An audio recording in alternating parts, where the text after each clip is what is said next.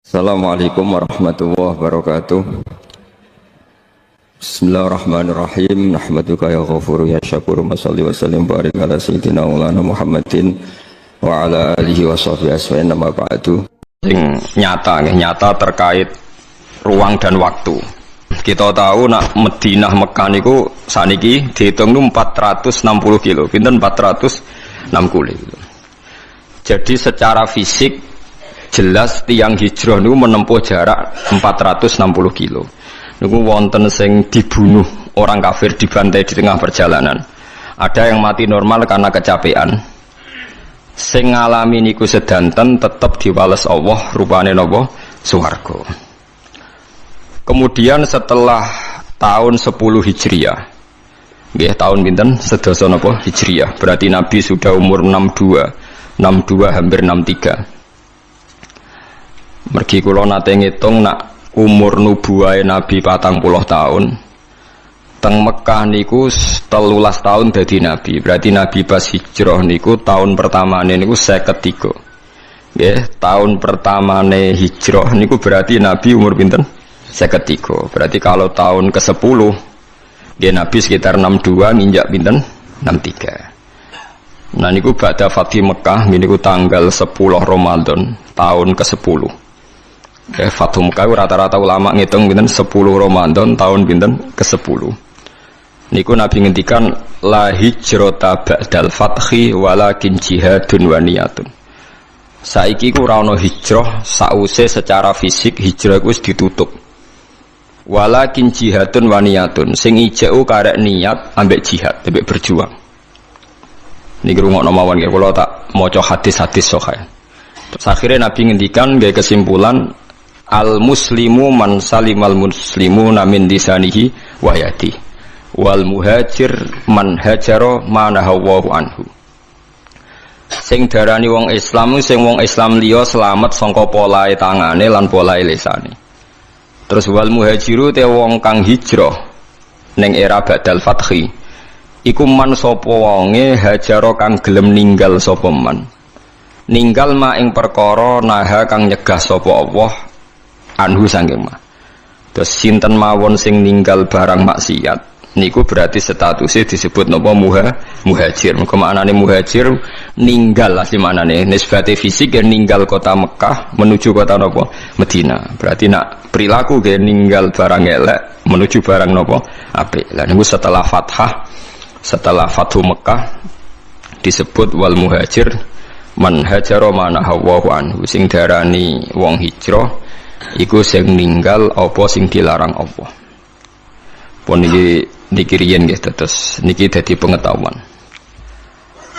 Nah, kemudian ada masalah-masalah politik ya, masalah-masalah macam-macam. Atau samangke misalnya kula nate neliti biografi sing wonten teng Quran. Niki rungokno tenan nggih. Zaman Nabi Sugeng itu selalu ada daerah-daerah yang disebut Ardisuk. Misalnya Usoyah, hari ini wonten daerah jenenge Usoyah, Zakwan, Ri'lan. Itu daerah-daerah yang dicap Nabi daerah buruk. Kemudian kalau era ulama-ulama Irak, di Irak yang saat ini terkenal, itu ya dianggap Ardisuk. Ke Irak yang sekarang itu bekas Babylon sing dulu kota sihir. Wa ma unzila 'alal malakaini bi Babila napa Harut wa Marut. Terus macam-macam ya. Kemudian ulama itu khilaf, kalau Anda hidup di negara yang enggak prospek boleh pindah. Di mana di tempat Anda pindah itu menjadi nyaman beribadah. Ini rungokno tenan, misalnya sampean ditakdir di kota Jakarta, pas kota. Di situ misalnya banyak niklab, banyak maksiat. Itu terus misalnya terus pindah teng mriki teng Beduan misalnya teng desa. Tapi genti dosa ngrasani hasud, drengki. Dadi nek ning kutha iku dosane pornografi, nek ning desa dosane napa? Hasud, drengki, ngrasani macam-macam. Lah itu terus gimana? Ada ulama yang berpendapat jika semua bumi yang kamu katakan buruk buat tinggal malah ra ono sing nyembah pangeran, jadi sebaiknya gak usah pindah. Mboten usah apa pindah. Tapi kamu punya niat bahwa ikut mengisi Jakarta itu ben tempat itu ada yang soleh. Ya ada yang apa? Soleh. Wahakada. Dan itu pendapat ulama yang dibenarkan ila yaumil qiyamah. Karena kalah dengan bukti misalnya Australia pertama ada Islam ya baru kayak wong mahasiswa sing kuliah di sana. Mungkin sebagian juga ada jamaah tabligh, ada orang bisnis macam-macam. Sehingga Australia menjadi ada Muslim dari minoritas lama-lama jadi komunitas ya, dari minoritas lama-lama jadi komunitas tertentu, lama-lama dimaklumi, mungkin lama-lama juga jadi mayoritas. Begitu juga ke Inggris. Pertama dulu orang Islam ning kono buruh, suwe-suwe sugih. Sesuai kelar tuku Manchester City, tuku macam-macam, jadi bos. Jadi napa? Bos. Wong kafire sing dadi napa? Buruh. Lho nggih to nggih. Pertama wong perantau-perantau suwe dadi wong sugih terus sinten Al-Fayyad niku. Al-Fayyad terus ilat Inggris nak darani Dodi napa? Fayyad. Niku ilat Arabe napa? Al-Fayyad. Wong sing akeh duwike wong Arab nak darani napa? Al-Fayyad. Duwike saking akeh. Fayyad itu melimpah. Nah, itu yang kita benarkan. Niki rungokno tenan. Karena kalau teori hijrah itu niki bener sampean biar teori yang bahwa hadisnya Nabi itu tidak main-main. La hijrata ba'dal fathi. Teori hijrah itu sudah selesai. Berarti teori hijrah secara fisik dari bumi buruk ke bumi baik itu sudah nopo selesai. Yang ada adalah walakin jihadun wa niyatun. Yang ada itu masih jihad dan niat. Jihad itu niat berjuang li'ila'i kalimatillah. Niat itu sebagai ngurip-ngurip agamanya Allah. Mboten niki rungokno tenan nggih ben sampean optimis. Sekarang kalau dibalik, misalnya orang yang sudah Islam di Inggris 10, merasa Inggris itu daerah Kristen, bu Anglikan, bu nopo-nopo, terus pindah di Mekah. Berarti Inggris sama sekali gak ada Islam. Berarti kowe ngosongno bumine Allah, sangka wong sing nyembah Allah sama sekali. Andai kan sampai anda baca hadis itu, tentu fatwa anda, misalnya anda jadi ketua MUI, Islam yang ada di Inggris 10 pindah saja ke Mekah, yang di Papua yang minoritas pindah saja ke Jogja. Wah nanti yang sudah kadung ada Islam akan menuju daerah yang masih Islamnya agak dorong Jawa malah nguyai segoro kan? Nguyai apa? Segoro. Ngono beban orang go duit malah jadi beban wong akeh kan? Buat ini penting. Makanya Nabi ngendikan walakin jihadun wa niyat. Nah, ternyata hadis itu lebih benar. Ini ku era sahabat itu banyak yang ketika di Medina itu gak tertarik karena Islam banyak terus pindah teng Kufah. Itu yang melakukan itu Sayyidina Ali. Sayyidina Ali ku pertama sahabat alim sing ninggalo Medina. Beliau hidup teng Kufah. Akhirnya Kufah dan di sentral Islam. Termasuk akhirnya pinter Imam Syafi'i yang pergi urip teng Mekah, teng Kufah. Pinter Syekh Abdul Qadir Jilani pergi urip teng Baghdad. Baghdad kuwi kawasan apa? Kufah. Mulane sanad-sanad Quran akhirnya pindah Kufah. Sampeyan saiki pikir, Quran anane Mekah Madinah, tapi sanad aline teng pundi? Teng Kufah. Sanate Ibnu Katsir tok Kanjeng Nabi ku bulet mergo Abdullah bin Katsir niku ngaji be Abdullah bin Sa'ib. Abdullah bin Sa'ib tesih ngaji be Ibnu Abbas. Ibnu Abbas ngaji Ubay bin Ka'ab. Berarti munculot pinten 4. Ubay bin Ka'ab lagi ngaji ning Nabi. Cepet Imam Asim. Imam Asim tiyang Kufah. Imam Asim di guru jenenge Abdurrahman As-Sulami. Ini langsung ngaji Sayyidina Ali. Sayyidina Ali ngaji sinten? Ngaji Nabi. Kenapa? Karena Sayyidina Ali pindah teng pundi? Kufah. Di Mekah sing pusat Islam sanate mbulet. Tuke Kanjeng Nabi. Kufah sing adoh keng Mekah. Ada ke Medina sanate cepet mergi wonten sinten Sayyidina Ali. Sebab itu terus Kufah jadi sentral Islam. Kufah, Basra, Baghdad itu satu kawasan sing saiki disebut napa Irak. Syekh Abdul Qadir teng mriku, paham Imam Syafi'i pintere teng mriku, Imam Abu Hanifah pintere teng mriku. Niki rungokno tenan ya. Sehingga kita tidak perlu fatwa misalnya orang Islam yang sekarang di Amerika, di Inggris, di Swedia macam-macam. Asal jangan kecelakaan kayak di Swedia. Swedia itu agak kecelakaan. Pertama orang Islam di sana dikenal itu Islam Ahmadiyah. Di pertama sing gawa teng Swedia Islam napa? Ahmadiyah. Jadi langsung di Nabi loro semua angel dadanane. Itu satu-satunya daerah minoritas sing ana Islam pertama napa? Ahmadiyah. Jadi angel dadanan karena pertama yang datang Ahmadiyah. Faham gitu, itu sampean bertahu titik perkara. Jadi hadis itu ada di Bukhari, di Muslim, Mang Nabi ngendikan la hijrata ba'dal fathi walakin jihadun wa niyatun. Berarti sudah ada teori kalau kamu nggak nyaman di satu daerah yang minoritas, kamu harus ke mayoritas enggak. Ya kemana saja asal Anda niat baik dan ada peluang baik, lakukan.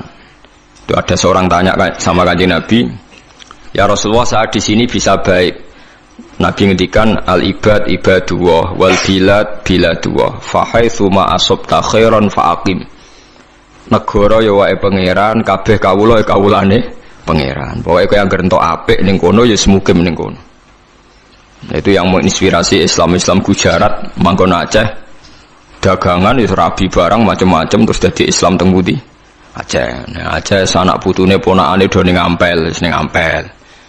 Terus ono Raden Fatah pindah ning Demak suwe-suwe tok Jipang Panolan suwe-suwe terus tok Jogja Sutawijaya Buhadi Wijaya terus tok sampeyan barang niku wis endi sing ketemu wis pokoke endi sing nyaman cocok terus nomor faktore katut babon mbok katut jago pokoke angger cocok untuk ridane Allah nggih fahaitsu ma asabta khairan faqim, di mana saja kamu menemukan kebaikan faqim maka kamu harus di situ. Paham? Maka kamu harus nopo di situ.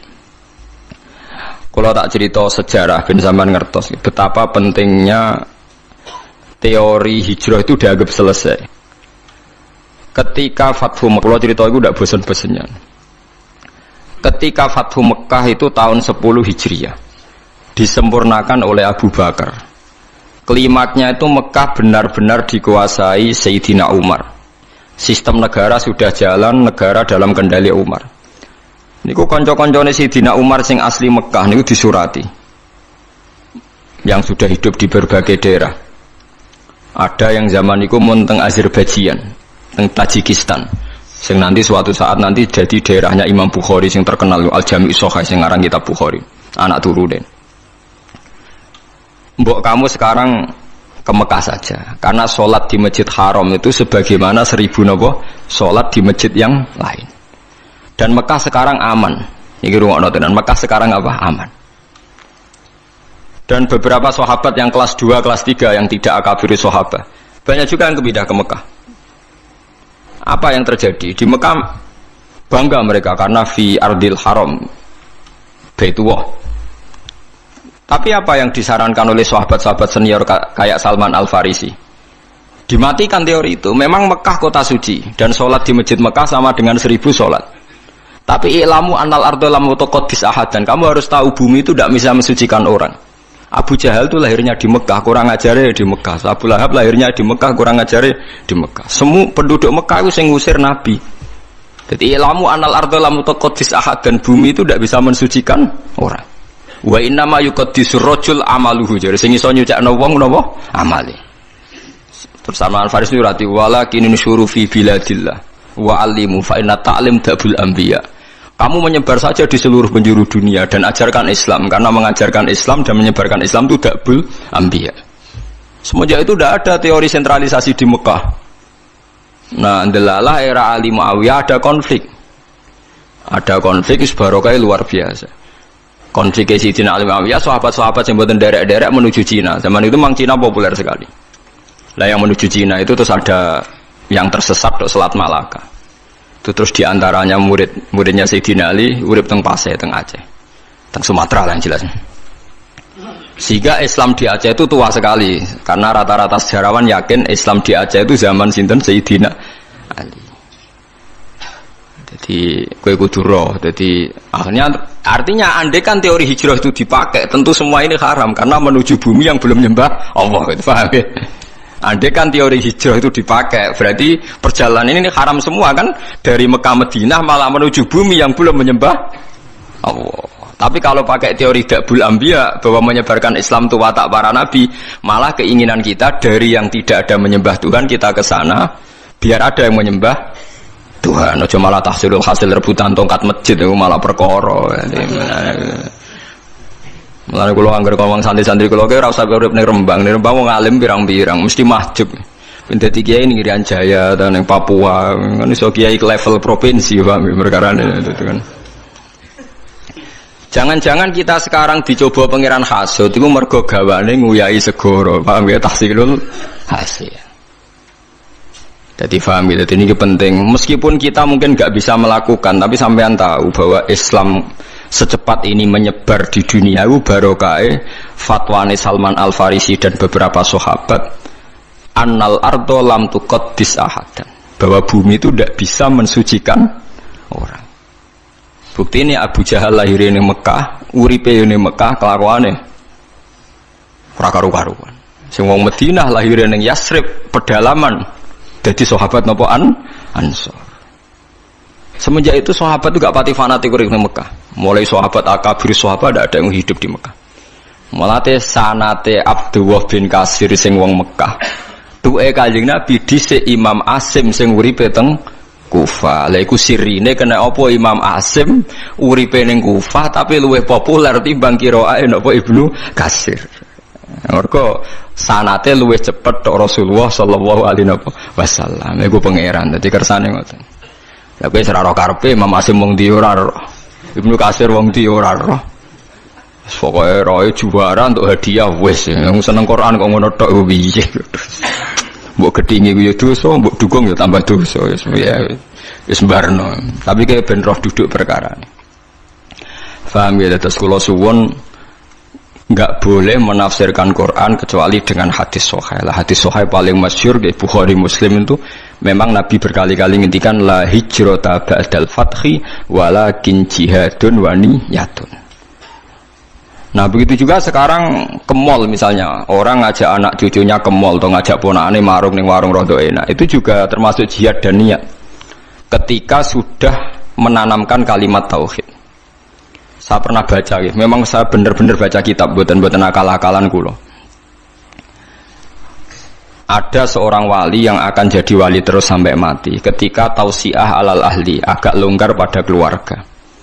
Misalnya begini, ini yang saya alami mawon nggih, mboten saya nyontokno wong liya, sing kula alami.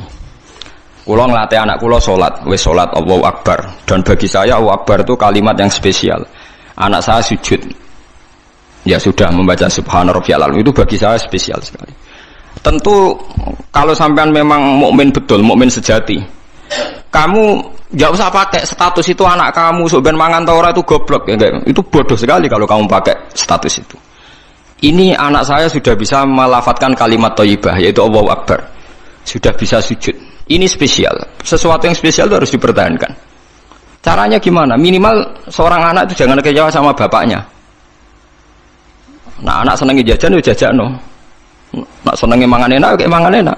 Tapi semuanya ini demi mengawal kalimat tauhid dan kebenaran-kebenaran Islam yang kamu tanamkan. Jangan sampai kamu jadi kiai zuhud yang anak dikekang, kemudian anak ini pertama numpak sepeda motor disilai kancane sing ra salat, pertama nyetel tip disilai tanggane sing ra salat, sampai anak itu terus ngidolakno keluarga sing tidak salat karena lebih sehat kata dia. Sistem ndekne bar magrib untuk TV haram, dolanan haram, anaknya trauma.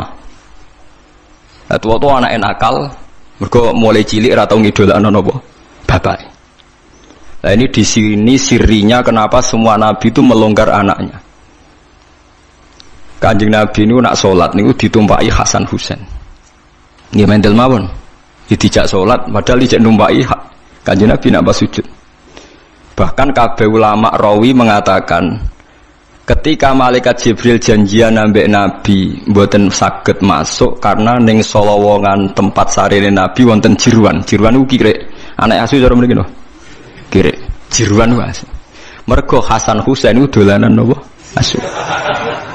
Saiki mulane anak kula nu dolanan pitik, dolanan wedhus mlebu kamar rata amuk, ijek enteng dhewe sik Hasan Husain itu dolanan asu. Tapi itu tadi berangkatnya adalah ngawal tauhid. Jangan sampai anak kita ini kecewa oleh kita. Padahal kita tahu dia sudah punya sesuatu yang spesial yaitu kalimat nopo tauhid. Lha iku sing disebut wa ja'alaha kalimatam baqiyatan fi aqibihi la'allahum yarji'un. Kowe nak pancen nabi tenan ulama tenan, kalimat tauhid harus kamu jadikan kalimat yang abadi fi aqibih dalam turunan. Itu yang dilakukan Nabi Ibrahim. Makanya Nabi Ibrahim dikatakan bapak tauhid karena dia obsesinya satu. Pokoknya kalimat tauhid harus menjadi kalimat sing abadi fi aqibih ning turunane Ibrahim. Ngeri Nabi. Ismail lu gak paham apa-apa blas, tapi tidak bangun Ka'bah. Padahal dia tidak paham.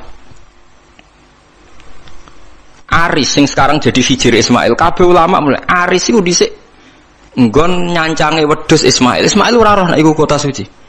Jadi sing sekarang hijir Ismail dhisik Aris, omah-omahan nggon wedhuse sinten? Ismail. Ibrahim ora ngloro itu ngi kota suci, meneng ae mergo saking moh ngecewakno napa. Tapi lagi-lagi saya itu sendirian, kula nu hormat be anak, tapi ya diloroi. Bahkan keluarga saya yang lebih tua dibanding saya ngloroi. Anak kok mbok manja mari ngelama. Padahal saya itu tidak pernah manja anak, pikiran saya itu sederhana, saya pasti mati, setiap saat saya mati dan yang meneruskan tauhid itu pasti anak saya karena saya mati. Ya tapi ya itu memang enggak populer. Bojoku menyentak tanam, jogeman wani anak kualat kita omongin. Jadi memang kan enggak lazim, tapi saya tanamkan terus. Jogeman ke wani anak napa kualat. Umumnya orang kan bilang anak jawani wong tua kualat. Ra iso cara anak iku urung mukallaf. Jadi gak bakal kualat nek wani kuwe wong kena hukum. Artinya statusnya dia tidak punya dosa kan indawah. Kowe dosa misbek. Jadi cara kula wong tua wani anak sing kualat ora kok. Anak wani wong tua. Dan ini tidak aliran sesat, ini yang benar itu menurut saya. Karena anak belum mukallaf kan? Faham ya? Jadi kalau suwon latihlah sekuat-kuatnya. La ilaha illallah itu kalimat yang spesial. Mulane kula nu ora seneng wong khawarij. Wong khawarij itu wong paling gak ngregani la ilaha illallah. Anggere ana wong dosa gedhe atau maksiat dianggap wis metu sangka iman. Padahal iman itu tidak bisa dibatalkan. Iman itu tidak bisa napa dibatalkan. Karena kekuatan la ilaha illallah itu akan mengalahkan semua bentuk kesalahan pada akhirnya. Kekuatan la ilaha illallah itu akan mengalahkan semua bentuk kesalahan pada akhirnya. Delok teng hadis-hadis sahih. Wong sing menjen rokok atusan tahun pasti akan dikeluarkan meskipun ning atine ana sithik sangka kalimat la ilaha illallah. Pertama miskola dzarrah, suwe-suwe nisfu napa? Dzarrah. Wong khawarij buento. Wong kok angger wong mukmin kok dosa gedhe, berarti imane ora ana gunane. Iku padha karo darani kalimat la ilaha illallah kalah mbek napa maksiat. Lha maksiat iku pira to kadare wong nganti ngalahno kalimat napa? La ilaha illallah. Tadi paham gitu. Lah iku termasuk niat. Jadi orang menservis anak demi mengawal kalimat tauhid niku ibadah. Lagi disebut Fathul Mu'in wa yusannu at-tausiatu alal iyal. Wong disunatno nglonggar kenikmatan ning anak mumpung urung mukallaf. Sementing aja sampai kecewa mbek sistem keluarga, engko suwe-suwe kecewa mbek sistem Islam yang Anda tanamkan. Jadi bocah anak wis seneng ngaji Quran, seneng ibadah iku kudu mbok dukung. Nah, hasil cacilik dolanan iki dolanan, termasuk hebatnya Rasulullah. Bahkan Hasan Husain nate dolanan jeruat dibeto mlebu kamare Nabi. Nabi ki mboten ngloro iki meneng emang. Lah nek iku mbok praktekno ke takobal wa min amin kok takobal ya karim. Tapi itu nyata, ini tareh. Mergo sing terusno tauhid itu mesti anak. Mulane Nabi Yahya, Nabi Zakaria dongane napa fahab li milladunka waliya yarithuni wa yarithu min ali Yaqub. Waj'alhu rabbi radhiya. Iku ning anak. Kok anak iku iso maris. Wong santri iku napa le wong liya. Paling bedak khol kowe di Fatihah. Mbek bedak sumpek santri meling golek kuburan. Iku ngenteni sumpek. Tapi nak anak mbok niat mate khai bapake mbok ora ngger anak mengamal soleh, otomatis kintuk kiriman napa? Amal. Ora ono idza mata ibnu adam ing kota amaluhu ila salasin sedaqatin jariyatan aw ilmin yuntafa'u bi. Kowe angel kan sedaqatin jariyan butuh sugih. Ilmin yuntafa'u bi ke butuh ngalim, ora kabeh kan. Awaladin sholihin jek enteng, anak kan kowe mesti duwe. Malah akeh-akeh anak ora jelas. Nah, cara kula milih yang ketiga mau awaladin sholih. Kan hanya butuh status soleh. Soleh kelas-kelasan. Soleh pertama yang penting lafadz la ilaha illallah Muhammadur Rasulullah. Kula ndak akan bosen ngomong ini sampai kula mati. Ngene wae, wong tuwa iku kudu hormat anak. Kula maca teng kitab Mizan Kubra ngeten. Wa min adabil anbiya takrimul aulad. Terus adabe para nabi ku mulyakno napa? Anak. Tapi ning Jawa gak populer. Lho kula cara pantes basa mbek anak kok. Anakku rasa basa lah, tapi kan darane sesat. Jadi adabe para nabi mulyakno anak, karena anak iki sok ben sing lebih panjang waktunya untuk membawa napa tauhid. Paham ya, mulane sampean delok teng ngene critane Quran iku nak ndelok hubungane nabi be anak kan luar biasa. Napa? Luar biasa. Masuk wa barrom bi walidati. Sebagian rebano wa atenaul hukma napa sobiya. Mergo mulai cilik nak dididik mesti padha-padha kena hitop ya Yahya khudil kitab napa biquwa wa atenaul hukma sobiya. Terus wa hananan min ladunna wa zakah wa kana taqiya. Hananan maknane sifat aris, sifat seneng. Hanan maknane seneng nyaman. Jadi hubungannya anak mbek wong tuwa kudu nyaman, tapi nyamane ora krana nafsu, tapi sudah diikat kalimat nopo tauhid. Kan lucu kan, ini rungokno tenan iki. Kadang wong salah kaprah. Saiki sampean tak bedheki. Ruhin dipateni dosa perkarane apa? Ahli tauhid kan. Wong nek nglafatno la ilaha illallah haram dipateni. Berarti ruhin haram dipateni mergo apa? Nglafatno la ilaha illallah. Nah, sekarang lebih meningkat lagi. Al muslimu alal muslimi haramun damuhu wa maluhu wa irduh. Wong nek wis Islamu haram donyane mbok gasap, haram harga dirine mbok lecehno. Paham ya? Haramun damuhu wa maluhu wa irduh. Irduh harga dirine. Dikira oleh ngomong li wong goblok, ngomong ilmu nemen-nemen nganti iku kaya manuk ketulup iku ora oleh. Lane rata-rata ulama nek ketemu wong gayane gaya awam, perkarane nek kowe ngomong ilmu berlebihan padha karo gawe suasana ndekne kaya manuk ketulup haha. Mulane rata-rata ulama sing kali bertenan ketemu wong wis guyon. Nek apa kok kriting ngono. Mergo sekali ngomong ilmu sing kelas tinggi ketok gobloke kan.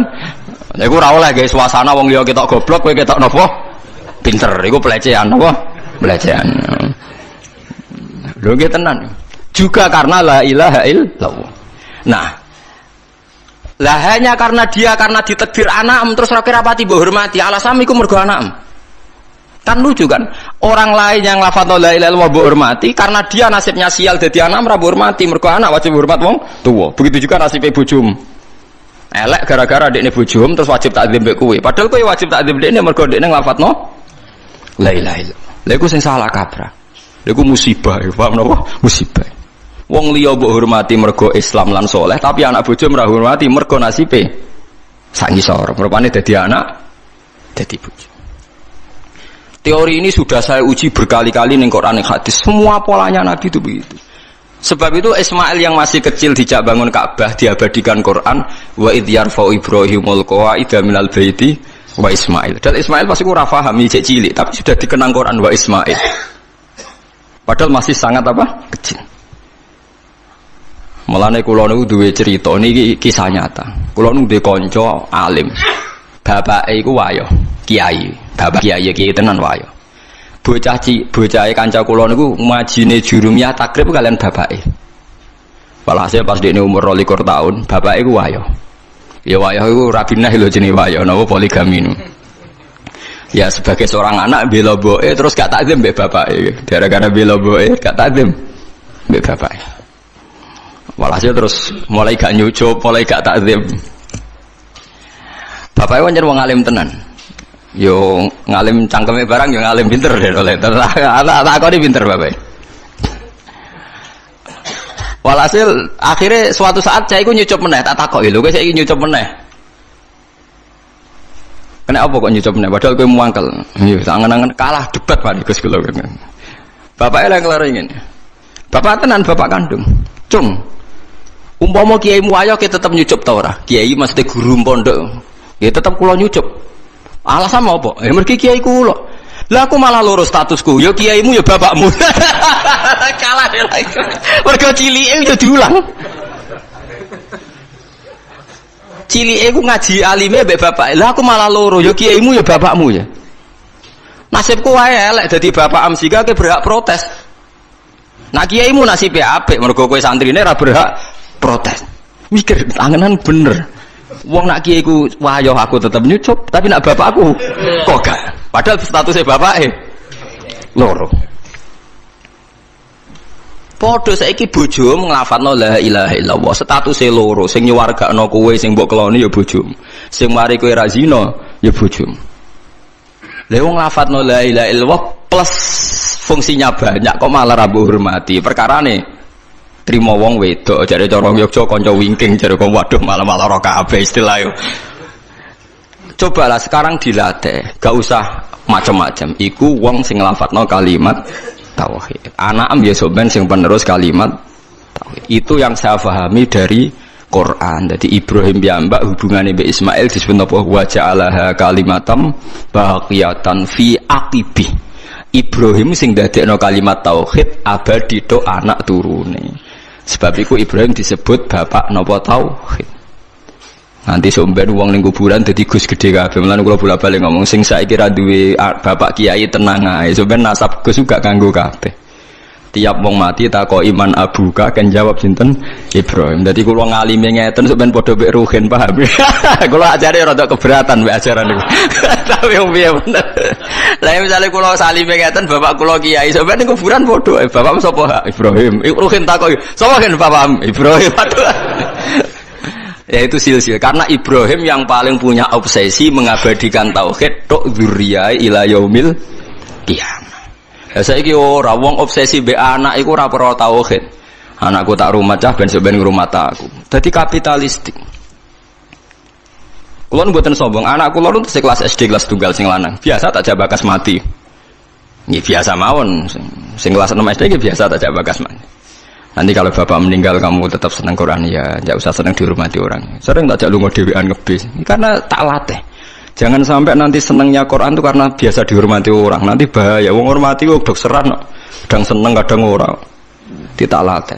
Saya sendiri masih melatih diri saya sendiri. Jangan sampai saya hafal Quran seneng karena dihormati orang. Nanti kalau kecewa nanti saya mutung. Tak latih. Sering hidup sendiri, sering. Biar enggak kulino taklek, enggak kulino napa taklek. Sampeyan tak ceritani kenapa ilmu saya manfaat. Di antaranya gara-gara gawe kopi dhewe. Luki kulon pertobatan. Saya itu kalau bikin kopi jam 4:30 itu bikin sendiri. Karena sederhana teorinya. Sampean ben ro ilmune ulama ya. Allah kan dawuh fasabbih bihamdi rabbika qabla tulu'i syamsi wa qabla ghurubiha. Kamu baca tasbih sebelum matahari terbit. Sanggep 4:30 atau jam 5 lah. Gus tangi turu kepengin kopi. Entahlah nanti kalau saya sudah tua mungkin tidak kuat. Kalau masih kuat pun tidak saya bikin sendiri kayak kopi. Teori saya sederhana. Gusti kula nu nak gak badhe gawe kopi nu badhe seneng. Nak badhe seneng mengke kula eling jenengan. Jenengan maringi rezeki kula kopi terus melek terus seneng. Kok kopi nu radi kados wine, kados khamr, nanti kan apa? Khamr. Dadi rondo mabuk pancen. Khoyal iki. Jare kanca kula, "Kenapa kowe seneng ngombe kopi?" Walah Gus nglalekno utang. Mergo sejarah kopi, saya pernah baca sejarah. Kopi di Italia pertama itu jek darani wine of Arabic. Mergo wong pertama wong Itali ngombe khamr, bareng kenal pedagang Arab ngombene kopi, bareng diombe kok padha-padha nglalekno masalah. Mulane jek darani wine of Arabic. Mulane wong Itali nak darani kopi iku wine wong Arab. Pamane khamre wong napa? Arab. Mulane kena apa santri wong melarat seneng ngopi iku rada khamr, Pak. Mergo padha-padha nglalekno napa? Masalah. Jadi ada orang Eropa itu pernah lama darani kopi ku waene wong napa? Arab, wong Islam. Kita dudono sejarah. Mulane nek ape ngopi sing eling pangeran mergo rada napa nyabu, Pak, rada napa? Nyabu. Nah, artinya sederhana. Niki mboten kula mboten ujub mboten, tak contohno sing kehidupan keseharian. Mergo khairukum li ahli wa ana khairukum li ahli. Wes ki ape seneng. Ape seneng gawe kopi nak kowe dhewe sing lakoni kan ndak banyak taklek. Taklek itu menggantungkan sesuatu pada orang lain jenenge napa taklek. Misale gugah bojo. Yo nak bojoku tangine mbek senyum, nak mbek merengut. Berarti untuk seneng kan ngenteni bojoku tangi, cekatan, mbek senyum, gawekno kopi sing takarane pas, ora kemanisan, ora kelegene sesuai seleraku. Takleke 5 hal. Padahal kemungkinane tangi merengut, batal sito kan. Utawa pas ramah tapi gawene ora pas. Utawa ramah pas tapi engko sik tak ning jeding suwi. Jadi ya Allah, saya tidak akan mengorbankan kesenangan saya dengan taklek 5 hal. Bodoh sekali kalau saya seneng jenengan tak taklek 5 hal. Dan agak dhewe kan wis. Keliru ya keliru-kelirune dhewe. Sale gak pas-pasin apa dhewe. Nggih bolak-balik kula pege kopi ra roh, nggone sedok kok sedok ra roh nek diaduk. Ya sering bisa kapok. Itu saya itu saking senengnya pangeran itu bahkan takut saya mengganggu istri saya. Bukan karena saya takut istri, takut senang saya sama Allah itu tak taklek. Betul, saya ngaji di sini itu karena aku senang pangeran. Umpama sing ngaji karek rugen ki sama, saya sama, senengnya bodoh. Karena bagi saya ngaji itu skore dihitung pangeran. Bah ngaji istiqomah skor ya sudah. Gak urusan sing ngrungokno sapa setan, bu iblis, bu wong, bu malaikat ora ora. Begitu juga saya kenapa seneng pergi sendiri ya gitu. Lu mbek wong nak ganggu wong dolim. Nak wonge ra pas sikape kok aku taklek. Seneng pangeran kok kakean taklek. Dhewean wis gak usah taklek. Jadi kenapa wali-wali Tuhan itu seneng sendiri itu barokahnya dia nggak mau taklek, dia nggak mau seneng mbek Allah ditaklek, digantungkan. Padahal syarat saya jadi wali kudu seneng. Jadi ciri utama wali la khaufun alaihim wa lahum yahzanun, gak ada rasa wedi, gak ada rasa susah. Qul bi fadlillah bi rahmati fa bidzalika falyafrahu. Lah seneng itu tentu kan butuh sekian perangkat karena kita kadang bersentuhan sama pihak lain. Itu tadi jika Anda seneng ngopi dek bergantung gugah bojo, kemungkinannya kan 5 hal tadi. Tangi merengut. Lalu lucunya kemungkinan pertama itu paling sering. Nah, itu kan bertaruh sekali kan. Pemenang kue rapati kelar nafkah dek gugah bar. Wah, malah perkara. Wah, potensi keburukannya kan lebih banyak kan. Lah wong kok berjudi, paham nggih? Wong kok apa? Berjudi. Gawe dhewe kan beres. Gawe dhewe ngombe kopi, ngefly sithik-sithik wis damai napa? Damai. Jadi wong nak seneng pangeran tenan, bahkan perangkatnya disiapkan sampai begitu. Lho kula nate diloro ibu kula, kowe mbek anak aja nganti ngono. Mari sampeyan anak ngene-ngene. Ya kula nggih tetep mawon ngeten. Bukan saya muji anak saya mesti saleh mboten. Saya tahunya anak saya ini sudah sujud, sudah melafadzkan kalimat thayyibah. Bagi saya ini spesial. Coba orang kafir puluhan tahun nganti Allah ngutus nabi. Tak warai carane sampean syukur. Saiki Abu Jahal ku kafir puluhan tahun, Abu Lahab kafir puluhan tahun. Nganti Allah ngutus Rasulullah Muhammad ngelibatkan Jibril mau demi nglafatno tauhid. Artinya kekafiran ini mau dihilangkan sampai ngelibatno Muhammad, Jibril, Mikail dan beberapa malaikat. Mau nggo ngilangno kekafiran ben do nglafatno la ilaha illallah. Tapi sekarang kalimat ini sudah jadi rutinitas. Saiki anak nglafal la ilaha illallah biasa. Sing ra biasa ku nak nyucup kue di depan umum terus takzim dikongkon nurut. Lah budak rak yo nurut. Manuk beyo mbok ulang rak yo napa nurut. Asu nak mbok ulang rak utekem lho lemel. Nek sekedar nurut asu mbok ateh yo nurut. Mbok sekali-kali obsesi kamu itu kalimat napa? Tauhid. Lah nek wis ngono iku disebut wa ja'alaha kalimatam baqiyatan fi aqibih. Sifatnya Ibrahim wong sing gawe kalimat tauhid diabadekno ditanamno ning anak-anake. Iku sirine kena apa aku hormat be anak. Tapi alhamdulillah bojo kula sakniki tak bombardir bendina tak omongi mulai mikir. Saya nak penyentak anak wedi. Wah ngono aku alat dir. Wah iki rene kok apa. Dadi syukur kula. Wedi be anak kula sing. Kula sing mulai dukung 1-2 ya mulai wonten guru-guru SD. Jogeman kamu anak kualat cara Gus Mbak. Bon niat dukung ra roh aku tapi mulai saat tanamkan paham sithik-sithik nak wani anak ki napa kualat. Ben darani aliran sesat Allah. Mbok wong mulai mikir, anak mbek kowe hubungane apa coba? Misale mbok arane anak am iku kowe mau urun kelon kok ngaku iku anak. Gak terima ngeloni bojo untuk nikmat terus iku dadi anak. Kok iso anak alasane opo? Tetep iku kersane Allah, tetep iku asete pangeran. Mulane Nabi sinten Sayyidah Maryam kenapa jadi wali? Sayyidah Maryam jadi wali itu karena obsesinya satu. Inni nazartu laka ma fi batni muharraran fataqabbal minni innaka antas samiul alim. Jadi Nabi Zakaria napa jenenge Imron ya, Maryam niku Imron, ifqalat imra'atu Imron, Rabbi inni nazartu laka ma fi batni muharraran. Ibuke Maryam dadi wali wedok iku gara-gara Gusti sing teng weteng kula ni saya nazarkan khusus untuk mengkhidmati agama engkau. Inni nazartu laka ma fi batni muharraran. Tentu bayangan dia karena jadi kiai itu harus lelaki dan harus soleh. Tapi barokah iku malah dia anak Maryam. Bareng dia anak Maryam rodok kecewa. Nah, itu kan masyhur kan. Inni nazartu laka ma fi batin muharraran fataqabbal minni innaka antas samiul alim. Falamma wada'atha qalat rabbi inni wada'tuha untha. Gusti wong kula kepengin anak kula ngitmai agama kok wedok. Walaysa dzakaru kalunsa. Tentu fungsinya cah wedok ora kaya cah lanang. Tapi wa semanten dia tidak lepas putus asa. Wa inni samaituha Maryama wa inni u'idzuha bika dzurriyyataha minasyaitonir rajim. Sudahlah Gusti, gak apa-apa perempuan, tapi saya ingin perempuan yang gak tergoda oleh setan, anak turune. Dalalah tenan Maryam dia anak Isa sing akan jadi legenda dalam mengawal agamane pangeran.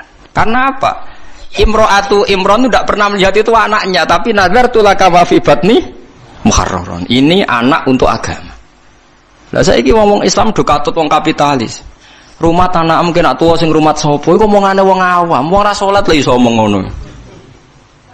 Lah kula ora gelem ngomong ngoten niku. Lah anak kula sering tak didik. Nanti kalau bapak mati ya didoain terus tetap seneng Fatihah, seneng ya ngajar Quran ya sudah.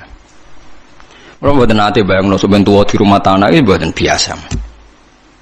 Zaman rengono anakku wis di rumah pangeran. Nah, misalnya kena tua di rumah tanah, zaman rengono anak mungkin sing ngurmat sapa? Wong tua, kok ora wong tuame mbok uripno meneh ben ngurmat kowe aneh-aneh ae wis. Teori-teori makhluk wis batal terus jenengan. Lah Quran ngeten iki wis mati. Nggih, Quran cerita kados kulon wis mati. Orang tuh enggak ngerti sirine kena apa Maryam dadi wong luar biasa. Mergo ibuke menapa? Inni nazartu laka ma fi batni muharraran. Ini anak untuk engkau. Maksudnya akan mengitmai agama engkau. Saiki ora nyelamati anak ben sok ben ngitmai awake dhewe. Kowe iku sapa kok men dikhidmati anak? Jare pangeran kowe iku sapa? Wong kowe sing kelon ae kok kepengin dikhidmati. Wis entuk enak kok tuane yo apa? Enak. Tapi nak mbok balekno pangeran kan sakake. Waras ya iku sing ngerti nak ra apa-apa kok anake dianggap asete agamane pangeran. Mulane Kanjeng Nabi nak muji Sayyid Hasan Husain Ibn Abni Hadalah Sayyidun wa inna wa yuslihu bina fi'atin azimatin. So ben gunane Hasan ini sing damekno dua kelompok sing tukaran. Di masyhur yang menghentikan perang Ali Muawiyah adalah Sayyidina Sayyidina Ali kabundut. Pemimpin diambil alih Hasan ikhlas dikekno sinten Muawiyah. Setimbang tukaran terus supaya-supayaan. Akhirnya jadi dinasti Umayyah mergo Sayyid Hasan enggak meneruskan warisan saking sinten Sayyidina. Dadi eling-eling mulai badhe ngaji niki aja main-main kalian sinten anak mari kualat wae mari napa. Yaitu tadi kalau orang lain Anda hormati karena kalimat tauhid, doa kalimat itu kan ada pada anak Anda kan? Cuma siale anak mergo anak mbok amu-amuan kan? Jika Anda hormat orang lain coba karena apa? Karena dia muslim. Apa Anda bisa hormat sama orang kafir kan enggak kan? Lama anak Anda muslim kan berarti statusnya loro anak plus Islam. Berarti kan disebab loro kan? Ya bener bapaknya kancam. Umpama kiaimu wayah mbok hormati to ora nggih Pak. Lah aku malah loro, ya kiai ya bapakmu. Akhirnya bariku hormatin, tak angen-angen bener Gus. Statusnya bapak itu loro Gus, kiai be apa? Bapak. Karena wayah mangkel deh. Padahal nak kiai ini wayah dia gak berhak mangkel. Ya kudune kan padha wae. Ora iso bang, itu kan secara psikologi piye hukum ora psikologi. Hukum nggih napa? Hukum. Paham ya terus kula suwun sampean iktibar mbek Nabi Ibrahim, Nabi Ismail niku sing dibakar sing tauhid. Contoh ketiga, ben sampean yakin bahwa teori saya itu benar. Ketika Nabi Yakub kapundhut, am kuntum syuhada id hadar Yaqubal maut. Ketika Yakub kapundhut napa? Itsqala li banihi ma ta'buduna mim ba'di. Ketika Yakub badhe kapundhut, anak-anake diundang, "Cung kowe bar iki nyembah sapa?" Qalu na'budu ilahaka wa ilaha abaika Ibrahim wa Ismail wa Ishaq ilaha wahida. Kula nggih nyembah kados sesembahane leluhur-leluhur kula. Artinya apa? Hubungan mereka taunya leluhur saya itu pengidola Allah, leluhur saya itu kalimat tauhid. Ya sudah perilaku kita ya akan seperti leluhur saya. Dadi ora ana pikiran mereka iki warisan iki aset, bapakku dagang apa dadi pedagang. Lah nek rugen bapakku melarat tak terusno. Mergo niru bapak nek terus-terusan ngono bapakmu goblok ya karek. Lho coba kalau alasane terusno wong-wong sering. Lah terusno perjuangane bapak kan apa ya terusno bapake melarat terusno melarat. Bapake bodoh terusno bodoh. Lah nek sing bapake tau ning LP ya terusno Aneh-aneh wae. Orang-orang gak ono sing bener teori ini wis gak Quran iblas. Terus Nabi Yusuf nggih sami. Nabi Yusuf ketika meromosekno hubungan dengan orang tuanya gimana? Ning gone kanca-kancane ning penjara. Wattaba'tu millata abai Ibrahim. Niku wattaba'tu millata napa? Abai. Ketika Nabi Ismail ditanya teman-teman penjara, "Kamu itu siapa?" "Saya pengikut agamane nenek moyangku, leluhurku iku abai mulai Ibrahim." Saat terus disebut. Jadi artinya apa? Kenangannya seorang Yusuf ya bapaknya bertauhid, paham ya? Paham ya? Kenangannya Ismail ya bapaknya tauhid. Ibrahim melihat anaknya karena ini kader tauhid. Lah saiki wong delok anak iku macam-macam. Pemene sing duwe kerajaan, duwe aset-aset bisnis. Mulane kula niku alhamdulillah mulai riyen, dan ini saya tidak merasa paling benar ndak, karena saya tahu ini ya dari bapak saya. Dulu bapak sama saya itu hormat sekali. Anaknya bapak paling dihormati bapak itu saya, karena saya mulai cilik bapak yakin aku paling alim. Mulane panggil kula ngalim ora pati ora sing gawok. Kula riyen pertama lahir mbah kula ngendikan sampean putuku sing alim mbah. Pas kula SD nggih ngoten. Kakak-kakak saya itu SMP semua kecuali saya, karena mbah saya dulu ngendikan, bapaknya bapak itu ngendikan sampean mbah ora usah sekolah. Sampean sing alim mbah. Ya itu agak merugikan saya sebetulnya. Karena ketika aku alim jare ngomong wis kayak ramalane Mbah Bae, waduh, akhirnya kan enggak dianggap spesial itu, karena sesuai ramalan para nopo leluhur gitu. Wah, ya rada ngrugekno asline, tapi itu, ya tapi akhirnya itu tadi, saya memang enggak tahu rasanya disentak bapak, dimarahi enggak pernah. Akhirnya saya tiru. Ternyata ketika bapak sepuh ngendikan aku iku mesti mati. Sing nerangno seneng Quran iku kowe. Ana proyek Quran sing rong tak lakoni, misale nerangno tafsir maknane Quran. Aku yakin sebenarnya sing iso iku kowe. Begitu juga saya mungkin nanti di anak saya. Ono proyek sesuatu yang mungkin saya tidak bisa, yang bisa anak saya. Ya entah apa nanti bentuknya terserah pangeran. Ora perlu aku sing marahi pangeran ya, berarti terserah pangeran. Malah repot nih, malah repot. Tapi kula suwun lewat ngaji niki ojo geman hubungan anak bapak liyane urusan tauhid. Mun jenengan itu nek ben selamat donya akhirat latih wattabi millata Ibrahim hanifa. So wattaba millata Ibrahim hanifa. Wis jelas kita iku untuk syariat anit tabi millata Ibrahim hanifa. Lah milai Ibrahim ku nganggep anak iku aset napa?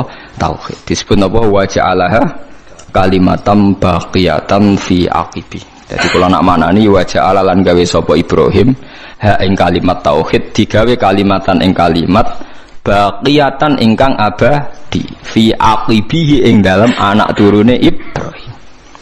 Lah untungnya Allah nganggep anak turune Ibrahim mboten genetik. Genetik dan tidak genetik ku apikane pangeran. Mulane ki sing ra gus-gus ra usah susah somben tetep bapake sinten Ibrahim. Iku berita gembira tenan kanggo wong sing ora anake napa kiai. Karman yo bapak Ibrahim, Karmen nggih napa Ibrahim, Kiai Haji alim alamah nggih sok ben Ibrahim. Mulane cara kula dadi Imam Ghazali yo rugi. Wis alime ngono, pertama pengumuman wong alim ngalamah mlebu swarga, Imam Ghazali mlebu. Sultanul Aulia Syaikhul Qadir mlebu swarga mlebu. Pengumuman kedua yang menyakitkan dan penggemarnya juga mlebu. Tadi orang melok ngalim, tapi memang keputusannya pangeran, para penggemar ini di barengno sing di gemari. Ya wes, ya gelem nopo, gelem ra gelem kudu nampa. Mulane cara kula mbek Ruhin pinter Ruhin dene ra kangelan ngapal Bukhari, ngapal Muslim. Tapi nanti swargane padha. Mergo pengumuman pertama itu para ulama mlebu swarga. Bariku para napa? Penggemar. Jadi kula sampeyan yo gledek lho, kowe. Ya sajane rada musibah kan asline kan. Ya tapi sing aturane pangeran ya samikna napa? Ya piye. Mulane Kanjeng Nabi wong tope ngono iku bareng wong Arab ditakok, "Ya Rasulullah," jadi kan ini kisah nyata. Kanjeng Nabi pas khutbah, sebab itu hadis ini mutawatir. Dasar menguntungkan sing apal akeh, dasar menguntungkan sing apal napa? Jadi Nabi itu pas khutbah, Nabi itu sering cerita kiamat. Dasar orang Bedui. Ya Rasulullah, kok bekas-bekas kiamat? Kiamat piyambak niku kapan? Jadi kurang cangkem elek ngono tadi. Nabi a'radu anhu, ndak jawab. Ketika a'radu itu ada sahabat yang menganalisis. Lam yasma. Beliau tidak dengar, sebab itu membiarkan. Sing sahabat liyane sami'a wa kariha. Ya beliau dengar tapi tidak berkenan karena pas khutbah. Dasar wong butuh dibaleni meneh. Ya Rasulullah, mata sa'ah. Kiamat niku kapan? Akhirnya sampai 3 kali Nabi akhirnya tangklet. Aina sa'il. Yang tanya siapa tadi? Ha ana ya Rasulullah, saya aja. Bedui. Terus Nabi ora goblok takok. Ma'adattalah. Lalu kamu takok kiamat itu persiapannya mau apa ya? Ora dijawab kapane tapi persiapan mau apa? Fa wa ma'adattalah kabira sholatin wala sedaqatin walakinni uhibbuka. Kula persiapan kiamat ndak banyak ya Rasulullah. Salat nggih rapati akeh, poso rapati akeh, kula seneng jenengan. Nabi ngendikan anta ma'aman ahbabta ya. Kowe padha karo sing kowe awor wong sing mbok seneng. Iku sahabat sak masjid sing mangkel kabeh akhirnya paling disenengi wong iku. Gara-gara kata sahabat kita ini tidak pernah dengar hadis Nabi segembira hadis ini. Karena kita tidak mungkin menyaingi amalnya Nabi. Tapi nanti dijamin bersama Nabi. Wes hadis didukung Quran. Itu disebut faulaika ma'al ladzina an'ama Allahu 'alaihim minan nabiyyina was-siddiqina wasyuhada'i was-sholihin wa hasuna ulaika rafiqa. Tapi ya mergo dzalikal fadlu minallah iku murni rahmate pangeran. Nek nuruti ngamal gak tok, paham ya? Nuruti ngamal mboten apa tok. Dan ini penting. Karena tadi semuanya ini diikat kalimat tauhid. Kowe seneng Nabi mergo barokah kalimat tauhid. Dan hubungan kita dengan Nabi lancar sepanjang tauhid ini masih ada. Mulane ketika Nabi syafaat saya bagi siapa saja yang melafadzkan la ilaha illallah. Ujung-ujungnya juga karena kalimat. Nah, kalimat ini sudah dilafadzkan oleh istri kita, oleh anak kita, oleh cucu kita. Tapi gara-gara mereka di bawah kita, mereka tidak spesial. Kon nggih kopi ora gelem ngamuk. Anak diundang ramoro ngamuk. Ini kan kurang ajar sekali. Bagaimana kalimat yang begitu spesial dia punya, gara-gara nyepelekno barang yang memang sepele kowe ngamuk dekne. Padahal dekne tetep hal yang nopo? Spesial. Rupane kalimat nopo? Tauhid. Itu galono wong nggawa emas akeh, kalunge emas, gelange emas, barang mecahno gelas murah mbok amu, wong goblok. Angger sing pecah gak masih ra wis. Mestinya Anda melihat anak itu gitu, angger sing pecah gak tau khite ra ya wis. Pemene terima mecahno gelas keben. Biasa mawon. Jadi kalau saya bukan ujub menceritakan keluarga saya mboten, iki adate Nabi kalau ngajari agama itu dimulai dari keluarga. Khairukum khairukum li ahli wa ana khairukum li ahli. Jadi yang terbaik dari kalian adalah yang cara mengelola keluarga secara baik. Difahami. Jadi kena jajan ning mall mbek anak utawa nyenengno anak. Iku aja krana kedonyan atau hadun nafsi, tapi hadiah untuk orang yang sudah ngelafal kalimat tauhid. Paham nggih? Mulane Ka'bah niku dihadiahi hadiah. Ja'alallahul Ka'batal Baital Harama qiyamal linnasi wasyahrul harama wal hadiah wal qolaid. Kenapa ada Idul Adha? Kenapa ada mayoran? Ka'bah iku ngurmati kalimat napa? Tauhid. Mulane nabi-nabi dhisik seneng mayoran. Wong kafir sing atas nama pesta seks, pesta narkoba wae mayoran, mosok demi kalimat tauhid ora mayoran. Sebab iku ana adat mayoran. Bahkan adat mayoran itu dibarengno Ka'bah. Dadi ja'alallahul Ka'batal Baital Harama qiyamal linnasi wasyahrul harama wal hadiah. Hadiah. Mulane kula wingi haji niku selain bayar dam niku kurban. Kula wingi alhamdulillah kelar kurban teng Mekah. Perkara pikiran kula niku lafadz hadiah dijajero Ka'bah, mosok ning kene gak kurban. Terus kula cara nuruti dhuwit rapati akeh. Akhire kula kurban. $250 bentuk piro pokoke entuk wedhus. Teng bank maksudnya kula nak liwat wedi jare akeh sing bulet teng mriko niku dadi wal hadiah. Mulane wong nak kezuhudin kecelakaan. Mergo ora tau mayoran, akhirnya anak mangane anak pertama dipakani wong kadang gak soleh. Akhirnya anak mengidolakno keluarga yang tidak soleh. Saya punya contoh ini dari kitab-kitab yang saya baca. Kenapa Nabi Isa dicoba Maidah? Nabi Isa terlalu khusyuk. Khusyuk apa? Mangane enak ra tau, nak turu bantalan watu. Wah ora tau enak. Hawariyin niku ya nurut, sawangane nurut, tapi ning ati wong kok ngono cah, pisan-pisan mayoran mosok ora tau dadi. Tenan akhirnya kecelakaan tenan. Nabi Isa itu dengan didikan juga tuh gak tahu nyongko. Nah akhirnya kaumnya takok secara ekstrim. Hal yastati'u rabbuka ayyunazila alaina ma'idatan minas sama. Wong kok khusyuke ngono, mbok sekali-kali mayoran, sing kok langit langsung kuwaget Nabi Isa. Waduh. Mergo wong ya butuh mayoran. Kaget akhirnya ngomong qala taqwa in kuntum mukminin. Kowe aja takok ngono, mayu pangeran kok mbok takoki mampu ta ora gawe mayoran. Iki gara-gara kesuwen ra ono mayoran akhire malah takoki. Maidah artinya napa? Mayoran, idah. Akhirnya kaum Hawarin jawab. Qalat taqwa in kuntum mu'min. Qalu nuridu an na'kula minha wa tatma'inna qulubuna. Mulane Kanjeng Nabi niku sering mayoran. Maksude niku ben ngurmati kalimat tauhid. Muga aja sampe wong saleh ngidolakno wong zalim sering enak-enak, sing wong saleh ora tau enak-enak. Lah wong Jawa salah kaprah, mayoran dibarengno resepsi, ngenteni ana resepsi, ngenteni khitanan. Lah akhire keribetan. Mayoran ae biasa, ora usah ngenteni khitanan. Misale gede dhuwit tuku wedhus sebelah wis mangan. Ora usah ngenteni khitanan, ora usah ngenteni napa? Resepsi. Keribetan napa? Lha ora kuat loro-lorone ora apa-apa. Kados Nabi Ibrahim kan ngoten nggih, wonten tamu malaikat langsung disebut di Qur'ane, faja'a bi ajlin hanid. Langsung di sebelahna napa pedhet. Iku mayoran ta ora? Mayoran. Dadi aja sampe dak bus solihin watake wong saleh iku kalah enak ambek watake wong dolim. Kok wong saleh di kecenderungan seneng wong napa? Dolim. Ya aja terus, nak terus mari mati. Selain ra kuat maksudnya karuan ora kuat tuh karuan sebab ora karuan. Mau sampean roh, ben roh bahwa semua ini demi kalimat napa tauhid. Mulane mayoran dibakas jejer Ka'bah. Niku ja'alallahul Ka'batal Baital Harama qiyamal linnasi wasyahrul harama wal hadiya wal qalaid. Terus dalika li ta'lamu annahu ya'lamu ma fis samawati wa ma fil ard. Mayorane wong Islam ndak ape-apa oleh paling ben roh nak kabeh nikmat iki minallah. Ya engko kembaline ilallah. Misalnya kue mangan, wong Islam nak mangan ndak apa-apa ben kuat ibadah. Ndak apa-apa. Artinya kalau tauhid wis bener kok mangane ya ben kuat ibadah. Engko misalnya anak mbok jajakno seneng ben seneng ngaji. Ndak apa-apa. Wong saleh orientasine ndak apa-apa. Misalnya anak mbok jajakno seneng, engko ben seneng ngaji. Lha iku jenenge walakin jihadun wa niyatun. Ujung-ujunge niatem iki sing mengawal prilakune nah, dadi mbok jajakno enak tapi niate ben seneng ngaji. Jadi kula suwun mulai sakniki bojomu servis ben seneng ngaji. Lah wis kliwat yo, cara watakam kan wis. Nak bojo kula dereng kliwat, mulai pertama rapi tak ngandani. Piye wae aku sok ben ndek anak, kowe langsung nomor 7, wis ora iso ditawar. Piye ke anake wong iku anakku, wis ora iso mbok tawar. Tak tanam tenan. Endi ana cerita Nabi bakas bojo ora ono.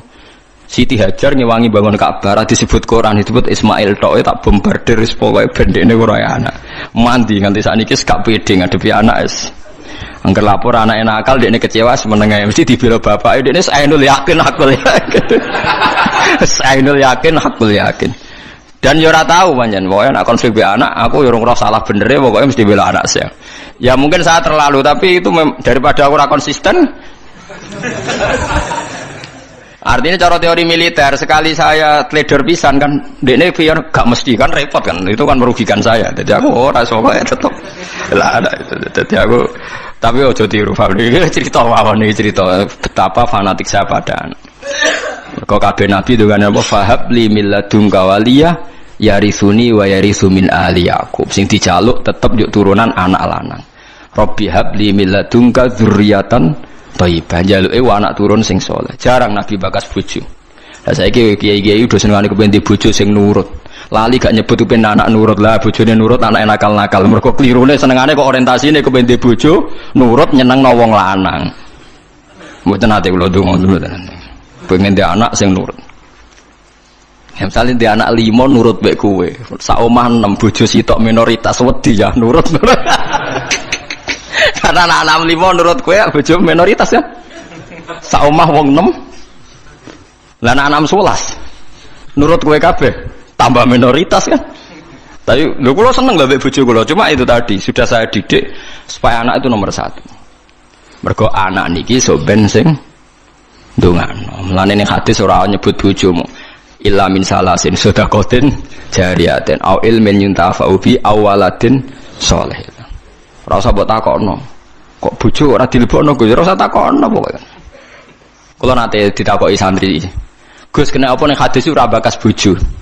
Bojo iku ora ana cara Quran, sing ana iku anak. Maksudnya piye Gus? Maksudnya kira goblok tak terangno. Maksudnya ngene lho, misale kula mati ti.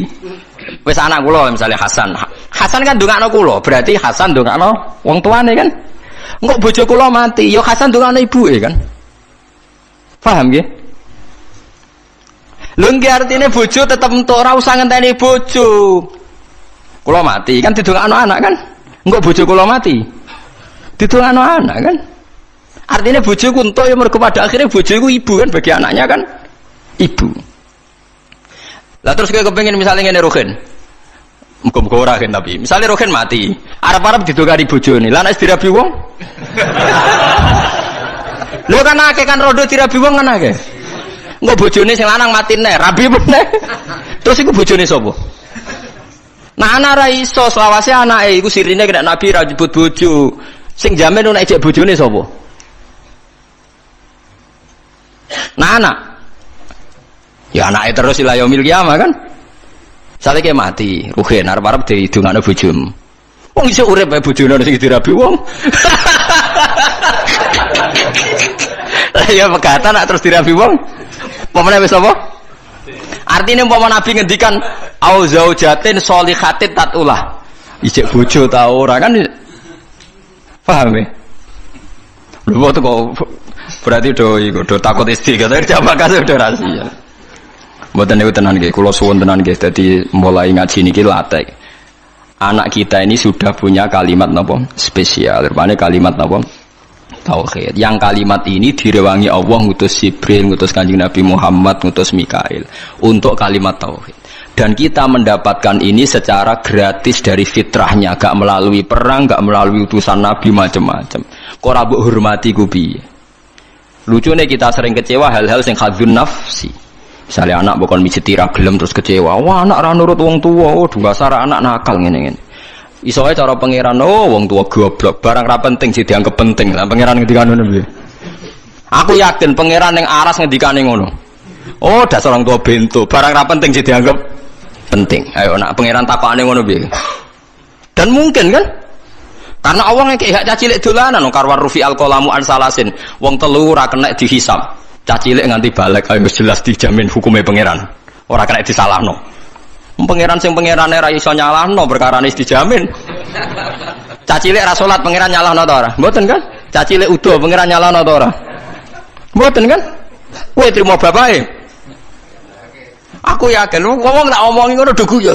Aku yakin pangeran ning aras ngendikane kowe wong tua goblok. Barang ra penting jadi dianggap apa? Penting. Sore Gus ra gelem wadus bocah kok. Cara pangeran ora penting. Akhirnya mulai rubah. Bareng rubah sing anakku teperan akal anak jiran bedok kaya ora ngono. Pokoke iki ajaran iki tanamno. Tapi mulai do mikir, mulai populer aja leruan mulai populer. Tapi kalau tidak tahu apa orang-orang itu ngenyek saya apa setuju tidak tahu. Tapi mulai jadi guyon. Jogeman nyentak anak, cara Gus Makmal, mari kualat. Tapi wong tua aja nyentak anak, mari apa? Kualat. Jadi Gus Makmal maksudnya apa ngenyek apa setuju raro. Tapi mulai mikir, yang jelas kita mulai dipikir. Tapi insya Allah sesuai sudah setuju. Insya Allah lama-lama ngerti bombardir terus ditutur-tutur. Sesuai rana apa? Setuju. Nak kula setuju dini, pun setuju dini. Ke sakroh kula nggih hadise gini kok anak soleh sing ndongakno para nabi ngene apa wa ja'alaha kalimatam baqiyatan apa fi aqibi. Mulane Nabi Isa iku ora iso afdal kaya Nabi Muhammad. Mergo boten gadah dzurriyyah, mergo boten gadah napa? Dzurriyyah. Dadi termasuk beja-bejane tiyang niku sing gadah napa? Dzurriyyah. Nah soal sampean mikir engko nang dzurriyyah nakal-nakal ngene. Wis ta. Selagi ini jono kalimat tauhid ki coba kas nakal teman-teman. Semoga-moga disepuro pangeran. Piye wae wong sing lafal tauhid duwe alasan disepuro pangeran. Senajan to tahu salah. Nah, kalau enggak percaya baca di kitab Tobaqatul Auliya yang dikarang Imam Sya'rani. Beliau kalau nafsirkan ayat ini begini yang sering sampean pakai tahlil. Fa'lam annahu la ilaha illallah wastaghfir li dzambika walil mu'minina wal mu'minat. Niku dawuh Hasan Asadili nak nafsiri ngeten. Fa'lam annahu la ilaha illallah wastaghfir bidzalikal kalimat. Setelah kamu tahu la ilaha illallah, mintalah ampun karena kalimat itu. Karena siapapun yang lafadzkan kalimat itu, mbok dosa kaya apa mungkin disepuro. Karena berarti dekne gak musyrik.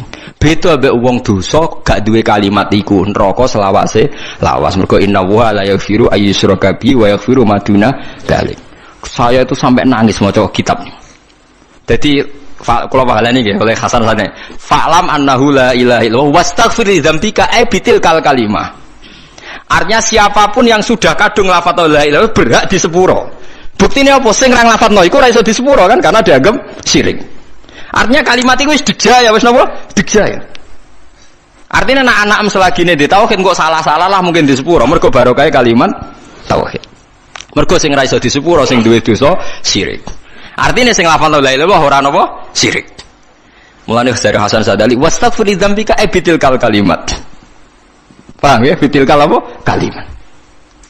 Karena tanpa kalimat itu dosa kita tidak bisa napa diampuni. Karena kita berarti di dosa napa syirik. Artinya kena bayang anak putumu sampai nakal-nakal kaya bapake kaya bae misalnya kan berarti lah cung pokoke kowe tak titipi kalimat napa tauhid. Lah liwat titipan kalimat iku wis iso disepuro. Lane fata amal dalik dari Hasan Sadali maka harus kamu angen-angen ayat ini karena sak paket kan fa'lam annahu la ilaha illallah wastaghfir li dzambik bitil kalimat. Mulane urutan tahlil hak jenis bener. Sebuti urutan tahlil biasanya ngawiti dalil fa'lam annahu la ilaha illallah. Mboten sing golek di sepuro bareng no. Niku sing pokoknya intinya niku biniyati taqarrub mari tahlil video-video kula nu tahlil Pasuruan yo ora paham tahlil Yogya ora paham ning Rembang ora paham tiap kiai kok tahlile video-video pembedarane alim opo piye yo ora roh lah kaya la ilaha illallah kalimatu haqqin 'alaiha nahya wa 'alaiha namut nak teng daerah kula wabiha nak teng mriki wa 'alaiha nak teng Pati wabiha teng Rembang wabiha wonten kiai sing genane wa biha wa 'alaiha pas ana sing biha alaiha. Nak logikane nggih biha tapi itu mriki alaiha ya. Sebagai kalimat haqqin 'alaiha nahya wa 'alaiha namut wa 'alaiha nupas. Nah, mriki wonten sing wa biha nupas. Nah, kula mimpin dalil nggih wa biha genate wa 'alaiha genate. Wa 'alaiha wa biha genate lah. Iya. Jangan seneng tak pimpin tahlil ora krana kula napa-napa, seneng cepete. Mun nggih mboten usah maca kata-kata penting ikhlas warga mun mantep bae kula. Mun maca ping 7 mawon itu sebar wah cocok Gus cepet. Wah, semua wong awam repot. Dilatih cepet, seneng cepet. Engko ya akhire ra eling pangeran. Dilatih suwi gremeng ya akhire ra eling pangeran angel. Atau wong awam wis kadung angel. Lah iya nak dilatih suwi kok gremeng, akhirnya gremengi kalimat tauhid yo elek. Dilatih cepet ora seneng kalimat tauhid, seneng cepete. Lah yo elek meneh kan. Oh, dasar wong ora iso bener. Wes. Likulli ummatin niku tetep kedhe saben-saben umat jalna gawe sapa ingsun mansakan enggo ibadah. Bi fathis sin wa kasriha mansikan. Syariatan tegese syariat hum kang utawa wong akeh nasiku wong sing nglakoni ning syariat utawa ing mansak. Amiluna tegese nglakoni kabeh bihi bil mansak. Kabeh umat itu tak gawe tatanan sing beda sing dadi aturane. Fala yunaziuna mongko geman nentang sapa ngakeh ka ing sira. Yuradu den karsana bi iklan dawuh la yunaziuna ka padha la tunazihum. Tegese aja nentang sira Muhammad hum ing kula ummah fil amri ing dalam urusan apa wae. Nak teng mriki amri dzabihati tegese urusan sesembelian. Isqalu nalikane ngucap sapa ngakeh ma qatallah. Mau te perkara kota kang mateni sapa Allah iku ahakul we berhak antak kulu ento mangan sira kabeh ing makota Allah mimma dibanding perkara kota tungkang mateni sira kabeh oleh kurang ajar. Dadi wong kafir ya cerdas-cerdas. Mat, nek wedhus mati sing mateni sapa mat? Allah. Nek ana wedhus mati langsung lho sing mateni sapa mat? Allah. Agamamu aneh mat sing dipateni Allah langsung haram, sing dipateni lewat tangan manusa halal. Kudune sing mati langsung ku sing halal mergo sentuhan Tuhan langsung ngono. Ora kacer ta.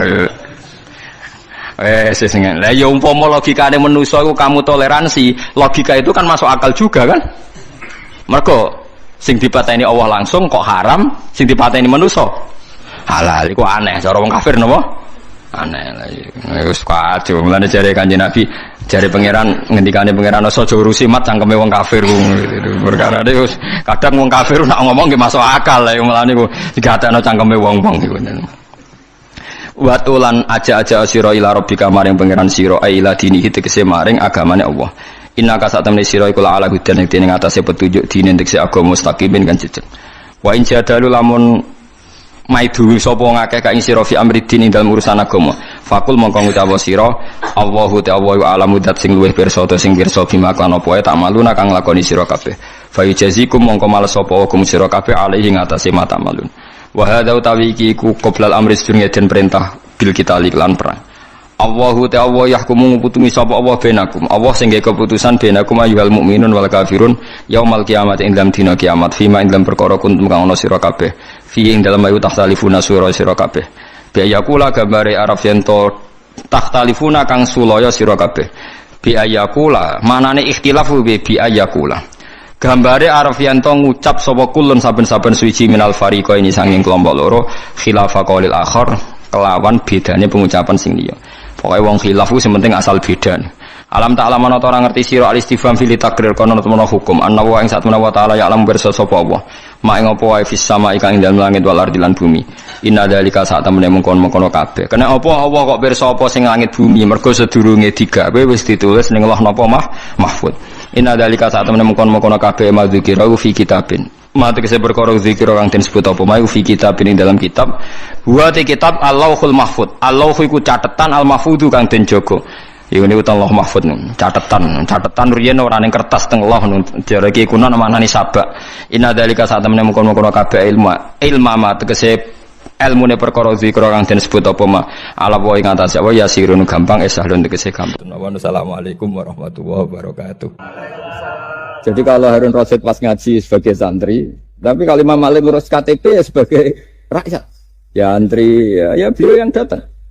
Jadi itu sudah ada percontohan hubungan yang sangat elegan, yang sangat saling menghormati antara seorang umara, yaitu zaman itu Harun Ar-Rasyid dengan Imam Malik. Padahal kitab Muwatta itu kitab yang sangat luar biasa. Akhirnya suatu saat anak-anaknya Harun Rasyid itu disuruh ngaji.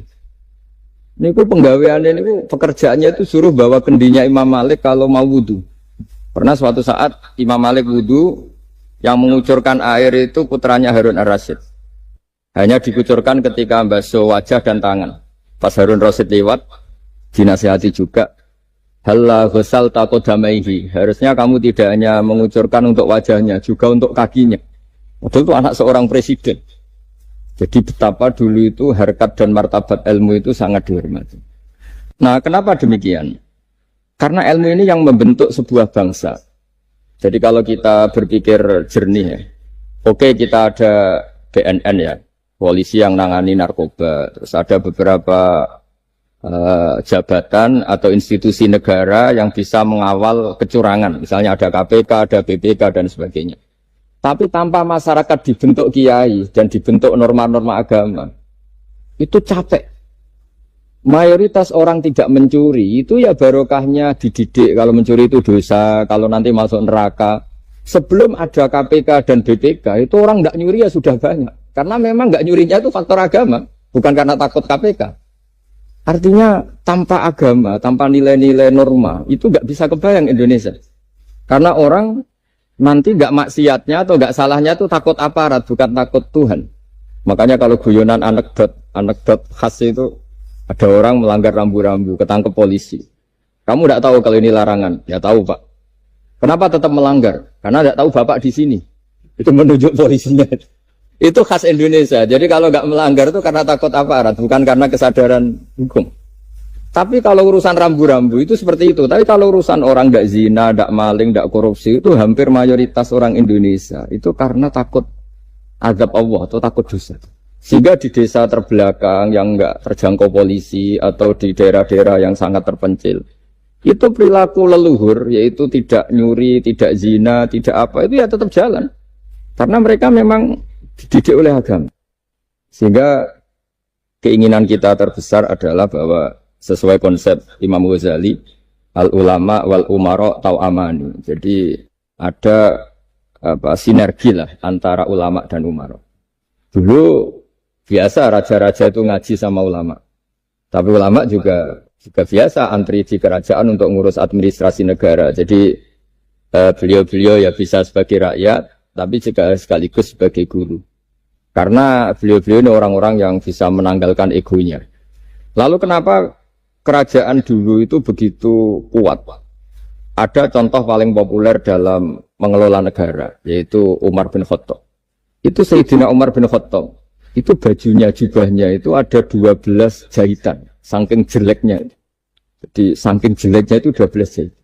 Ada pernah seorang kiai yang cerita, ketika Baitul Maqdis itu ditaklukkan oleh pasukan Umar, itu beliau harus naik unta dari Madinah sampai Yerusalem. Karena kerajaan yang ditaklukkan itu membayangkan Umar itu seorang presiden, seorang khalifah pasti wah. Itu ternyata pas sampai gerbang Yerusalem itu Umar itu yang nuntun unta. Karena ketika unta itu hanya satu, sama pengawalnya bilang, saya mau naik unta asal gantian. Ya 2 kilo Umar naik, 2 kilo ajudannya yang naik. Sampai Pak. Lepas mau pintu gerbang itu pas giliran Umar yang nuntun. Kata ajudannya, kali ini jenengan yang naik saja. Enggak, saya enggak mau bohong. Jadi yang disambut ya ajudannya. Karena ajudannya pakaiannya lebih bagus dan Umar pakai tadi jubah yang berjahit 12. Jadi betapa orang-orang dulu itu ketika jabat itu malah tasawuf. Karena tadi dipandu oleh agama. Setelah itu ada beberapa sahabat yang usul. Ada pesta gitu karena ini hari kemenangan. Kata Sayyidina Umar, Inna Allaha ta'ala ayyara qauman faqala adhabtum thayyibatikum fi hayatikumud dunya wastamta'tum biha. Di antara kritik Allah kepada orang-orang yang enggak benar adalah jatah kenikmatan kamu sudah kamu habiskan di dunia. Maka di akhirat sudah ada jatah. Maka kata Umar, astabqi thayyibati. Jatah-jatah kenikmatan saya biarkan utuh. Maka tidak saya nikmati sekarang. Nah makanya ini saya sekaligus minta sama BUMN. Pokoknya gak usah ngundang saya, ribet. Selain ribet ya soalnya ngaji saja. Saya ini jadi kiai itu ya bingung. Ya sering dihormati orang, dicucuk, kadang disangoni. Kalau kadang ya mikir, nak jatah kuntek terus piye. Makanya saya tuh ya sering ngebes, ya biasa saja hidup saya. Karena saya tidak ingin jatah saya ini habis. Tapi kadang-kadang orang itu ingin berlebihan menghormati kiai. Saya berkali-kali bilang, ketika ada orang menghormati saya itu yang repot saya. Yang menghormati benar karena menghormati kiai. Tapi kiainya yang masalah kan. Kalau tidak bisa ngelola hatinya jadi tamak, jadi gitu. Makanya ini kan ya sudah saya tetap sebagai kiai ngajarkan ikhlas. Makanya guyonan di kitab-kitab dulu kalau ada orang cantik sowan kiai itu kata kiainya, saya yang bingung. Kamu melihat saya ibadah, saya melihat kamu masalah. jadi tapi kalau kiainya agak soleh ya enak sama-sama seneng kan. Masalahnya kita ini soleh, paling enggak berusaha soleh. Ya jadi kalau Pak Aryo sowan sini itu dia benar sudah sopan lah sama kiai, beliau pejabat sopan. Saya yang masalah kan.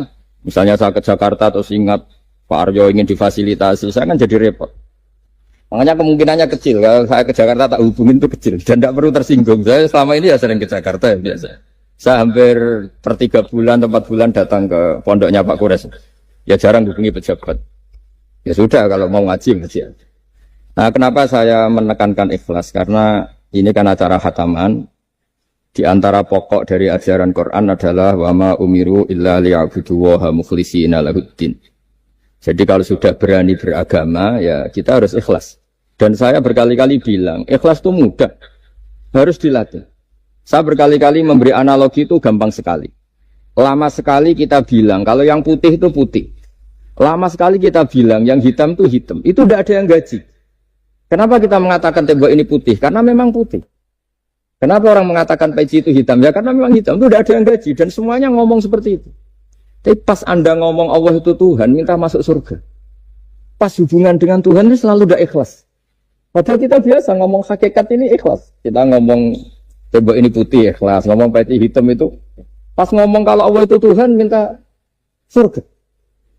Padahal bedanya apa? Hanya sama-sama ngomong, mengatakan sesuatu yang nyata. Sehingga saya berkali-kali bilang, dan ini akan saya kampanyakan sampai saya mati. Di antara gejolokan Allah sama orang soleh. Jadi orang soleh itu nanti juga digojlok sama Allah. Kenapa kamu nyembah saya? Karena saya ingin masuk surga ya Allah. Yang satu ditanya, kenapa kamu nyembah saya? Karena saya takut neraka ya Allah. Berarti kalau saya tidak bikin surga, tidak ada bikin neraka, kamu tidak nyembah saya. Ya udah gitu Gusti tempat nyembah jenengan.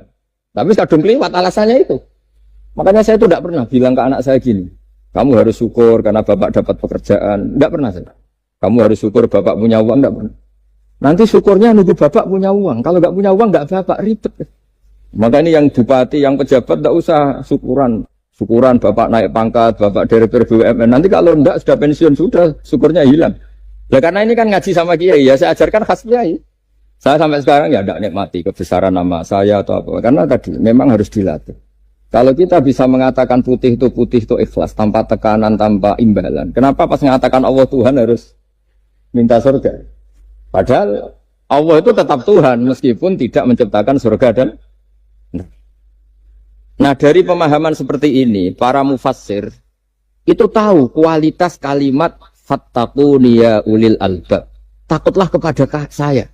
Jadi kualitas kata fattaqun naro sama fattaquni itu bagi orang-orang hakikat lebih takut kalimat fattaquni. Kata orang-orang tasawuf neraka itu nanti, itu pun kita tidak mesti masuk. Tapi kalau Allah sekarang pun sudah ada. Jadi kalau cara berpikir orang tasawuf gini, ini karena Pak Bima mesti gak pernah belajar tasawuf, karena belajarnya nyari uang. Jadi makanya ini tak ajari cari tasawuf. Tadi sudah tak gojlok, harus ngapalkan Quran katanya. Kalau cara berpikir tasawuf itu gini, surga dan neraka itu muajjalah, itu nanti.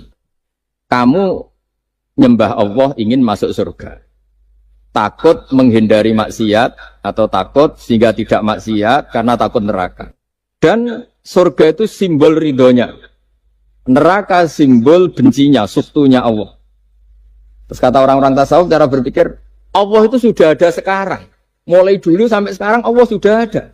Kalau Allah sudah ada, berarti Allah sekarang ya bisa berstatus ridho ke kamu, atau berstatus benci ke kamu. Kenapa takutnya nanti? Wong Allahnya sekarang kok takutnya? Ya sekarang juga. Kamu harus amal tuh nakdan. Nakdan tuh cash. Allahnya ada sekarang, ya ibadahnya harus ada sekarang. Makanya kata orang-orang tasawuf, andaikan Allah tidak bikin surga atau neraka, ya saya tetap nyembah. Karena surga itu simbol ridhonya. Bahwa surga itu nyata ada, ya nyata ada. Dengan segala fasilitasnya itu nyata. Tapi bahwa surga itu tetap kamu masuk surga karena cari ridhonya Allah. Kalau Allahnya sudah ada, berarti ridhonya sekarang sudah ada. Harus kamu cari sekarang, jangan nanti. Sehingga kadang-kadang orang yang ingin masuk surga itu ya kelasnya kelas amatir. Masyhur itu. Ada seorang wali masuk surga, ketemu Allah ditanya. Karena wali ini biasa mensafaati murid-muridnya. Ya Allah, kenapa murid-murid saya tidak kelihatan sowan jenengan? Murid-murid kamu ingin masuk surga karena ingin makan enak, punya bidadari cantik-cantik itu di sana. Tapi mereka lupa saya. Jadi akhirnya di surga tapi nggak ketemu Tuhan. Karena inginnya ya sudah trauma punya istri jelek, cerewet. Banyak loh orang yang masuk surga itu yang agak kacau. Enak sudah surga. Nanti di sana nggak usah sholat, nggak usah puasa. Jadi sholat yang sekarang nggak ada problem. Jadi banyak itu orang-orang Islam yang Islamnya mungkin imannya amatiran. Wah enak masuk surga, nggak ada subuh lagi, nggak ada puasa. Bebas. Itu kan kurang ajar betul. Jadi ibadah itu dianggap problem. Bandingkan di cerita dunia wali itu ada wali bertanya gini, ya Allah apa di surga itu ada sholat? Ditanya sama Allah, kenapa kamu tanya gitu? Kalau tidak ada sholat mendingan saya tidak di surga. Dia tidak bisa membayangkan ada kenikmatan di atas sholat. Nah kalau jangan kan nggak bisa membayangkan kalau di surga masih disuruh sholat. Sampai sekarang aja kita tahu berhentinya sholat itu kapan. Kalau sampean tanya gitu, kalau ingin berhenti sholat nggak wajib, majnun. Jadi orang gila langsung enggak wajib. Jadi artinya harus dilatih ilmu-ilmu tasawuf seperti ini supaya hidup itu nyaman. Hidup itu nyaman. Dulu Pak Imam ini ada Pak PJ Rembang. Itu dulu ada seorang raja didatangi ulama. Gimana cara saya tidak nikmati jadi seorang raja? Ulama itu nasihatinya gampang. Dia omongin gini Pak Aryo. Pak Raja kalau kamu di Sahara, di padang Sahara, kemudian Anda kehausan. Kalau tidak minum satu gelas air, Anda mati. Apakah? Terus kemudian yang punya air bilang gini, kamu tak kasih air, tapi syaratnya kerajaannya kasihkan saya. Kamu kasihkan apa milih mati? Wah ya milih dikasih air. Mendingan nggak jadi raja tapi hidup. Terus la tafrah bimulkin la yusawi kak samain. Kamu jangan bangga dengan satu kekuasaan, dengan satu kerajaan yang nilainya sama dengan segelas air. Akhirnya dia tetap jadi raja yang soleh karena ternyata apa? La yusawi kak samain, tidak sama atau ya nilainya itu masih kita yang rakyat yang tidak jabat, misalnya masyarakat itu ya harus berpikir gitu. Orang tidak jadi bupati tetap hidup, nggak jadi pegawai BUMN tetap hidup. Tapi kalau nggak minum air itu mati. Dan rata-rata rakyat itu bisa minum air. Artinya apa? Kita dan mereka itu sama-sama punya nikmat yang pokok, yaitu sadur rumki, nikmat yang bisa mempertahankan kehidupan. Jadi nikmat selain itu tidak pokok. Sehingga orang itu bisa jadi wali. Jadi ini resep jadi wali. Jadi wali itu tidak harus tirakat dalail terus gak pernah makan nasi itu enggak, itu keberatan. Jelas sebagai BUMN enggak mau itu, mesti enggak mau itu. Mesti enggak mau. Ya enggak mau ya enggak bakat. Jadi sudah pasti enggak mau. Karena ini saya tahu banyak tentang beliau. Pak Aryo itu bin selamat. Dulu abahnya itu ditobatkan Gusmi, dimengertikan agama oleh Gusmi. Karena beliau ingin tetap mencintai Kiai, itu korbannya saya karena Gusmi meninggal. Terus mahabbahnya diarahkan ke saya. Tapi saya berdoa supaya diarahkan ke banyak kiai lah, supaya saya tidak jadi objek sasaran ini. Nanti juga repot ini. Saya itu sering disewani orang dari Kalimantan, Sulawesi, saya ingin idolakan jenengan, saya ingin dekat dengan jangan. Ya sudah lah, pakai kiai lokal di sana aja. Jadi sampai tidak ganggu saya, terus kiai lokal di sana juga tidak mahjub oleh saya. Kata. Saya teruskan. Jadi dulu para raja itu dilatih oleh ulama, termasuk dilatih begitu.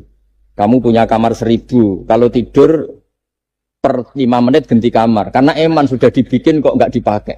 Nggak juga, punya kamar 1000 yang dipakai hanya satu. Ngapain punya 1000 yang dipakai hanya punya baju satu lemari, yang dipakai hanya satu. Apa mentang-mentang bajunya 5 terus pakai rangkepan sampai 5. Punya mobil 5 yang dipakai ya. Jadi orang dulu itu dilatih sebegitu. Sehingga dulu itu tidak ada raja kecuali punya penasehat. Zaman belum Islam ada resi, kalau setelah Islam ada ulama. Sehingga mereka bisa menertawakan kerajaan. Maksudnya dianggap biasa. Ada seorang raja ditanya ulama, khas seorang raja itu apa? Merintah tidak bisa diperintah. Terus si ulama ini tiap pagi itu datang ke atas gunung, cari tempat paling tinggi terus mutola'ah kitab. Setelah mutola'ah kitab ya wasik ya. Kayak saya kalau belajar ya asik. Ngalang-ngalain jagungan sama pegawai BUMN kalau saya sudah belajar. Terus dia bilang, enaknya apa jadi raja? Saya di sini nggak ada yang memerintahkan saya. Berarti saya dengan raja sama. Dan kelebihan saya juga tidak ada yang ganggu. Kalau raja masih banyak yang ganggu. Artinya bisa mengolah. Kalau sekarang enggak. Banyak kiai yang melihat pejabat itu kayak gimana. Wong kok mulyane ngono. Buka pintu aja enggak pernah. Mulyane kayak gitu. Yang jenis ini dia rugi. Sudah iri. Enggak punya kenikmatan sendiri. Ulama dulu itu bisa mengelola kenikmatannya sendiri. Dengan cara seperti itu. Makanya masyhur Sayyidina Ali itu kalau malam. Itu diantara sebab beliau tambah dekat sama Allah. Itu diantara wiridannya itu bukan kayak wiridan kita itu enggak. Wiridannya begini. Ya Allah, kafani izzan antakuna li robban, wa kafani fakhran an akuna laka abdan. Saya sebagai manusia ini sudah sempurna. Punya Tuhan engkau. Tuhan yang maha dahsyat, maha top. Kayak apa nyesalnya saya kalau punya Tuhan hanya sebuah batu. Hanya pahatan batu. Atau Tuhan yang mati, atau Tuhan yang kelaparan. Wa kafani fakhran an akuna laka abdan. Dan saya ini bangga karena jadi hambamu. Jadi orang dulu itu nyembah Allah itu tidak harus dengan kalimat subhanallah wa akbar. Tapi punya kesimpulan yang menjadikan mereka ini nyaman dengan Allah. Abu Yazid Al-Bustami itu diangkat jadi wali setinggi-tingginya. Itu diantaranya, kalau wiridan bilang gini. Ya Allah, kenapa engkau ngasih makan saya? Ini aneh. Kenapa engkau ngasih minum saya itu aneh. Di mana-mana orang memberi itu ada kepentingannya. Misalnya majikan, bayari karyawan karena ada kepentingannya. Malah kalau di fikih itu agak absurd. Fikih itu hubungan suami istri itu agak kacau kalau dalam fikih. Lelaki itu tidak wajib nafkahi istrinya kalau tidak ngasih. Jadi kayak agak-agak transaksi. Dan istrinya punya hak nggak mau diajak kalau nggak dikasih nafkah. Jadi makanya dulu Mbah Mun tuh kalau ngajar saya fikih itu ngajari wong perhitungan. Jadi maksudnya wong ambek bojo kok perhitungan. Tapi di mana-mana hubungannya orang tuh begitu. Wong kenal kiai, nak orang loro kiai diatur ngene iki ora marem. Singkat cerita Bu Yazid itu tuh, ya Allah engkau zat yang luar biasa. Engkau tidak butuh saya tapi ngasih saya. Ini fenomena aneh. Di mana-mana orang ngasih itu ada kepentingannya, apalagi pilkada.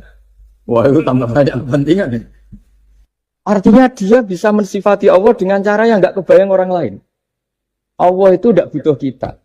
Tanpa kita sudah jadi Tuhan, tapi ngasih kita. Apa ya Allah alasan kau mengasih saya? Engkau tidak butuh saya. Di mana-mana orang ngasih itu kan karena butuh. Misalnya kamu ngasih anak, apapun alasan ikhlas Anda ini karena nyaman. Anak ini menjadi hiburan. Tetap seneng ya.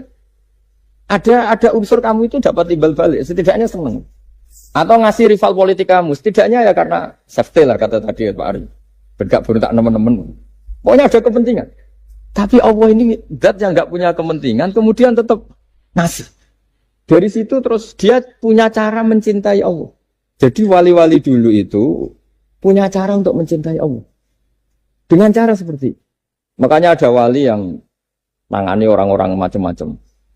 Kayak Gusme itu masyhur, beliau nangani orang fasik, orang macam-macam. Dulu itu ya ada seorang wali itu jadi wali karena beli narkoba. Tapi bukan untuk diminum, untuk dimusnahkan. Tapi kalau sekarang nggak mungkin karena narkoba harganya sudah miliaran, triliunan. Kalau dulu mungkin, jadi ceritanya itu kampung dulu kan terpisah-pisah oleh gunung, oleh apa. Singkat cerita si wali ini setiap ada bandar narkoba, dulu pakai Homer. Homer kalau dulu arah. Dibeli sama dia. Dibeli setelah agennya pergi, dilarungkan pokoknya dibuang. Begitu terus. Suatu saat si pengedar narkoba ini heran. Kampung situ itu selalu tak kirimin Homer kok gak ada yang mabuk. Tapi dibayar cash. Malah si orang ini meninggal wangi. Ternyata dia tidak ingin kampungnya itu mabuk. Sehingga dicegat di jalan supaya Homer ini tidak sampai ke kampung. Nah, sekarang kan tidak mungkin narkoba semahal itu. Tapi apapun itu kembali ke ulama dan umaro. Alhamdulillah di Indonesia itu ulama ya mati-matian supaya generasinya tidak terlibat narkoba dengan cara ditakutkan neraka. Umaro juga melakukan itu dengan cara ditakutkan penjara. Ini yang kita sama-sama ulama wal umaro tahu aman. Kita kerjasama dengan kapasitas masing-masing.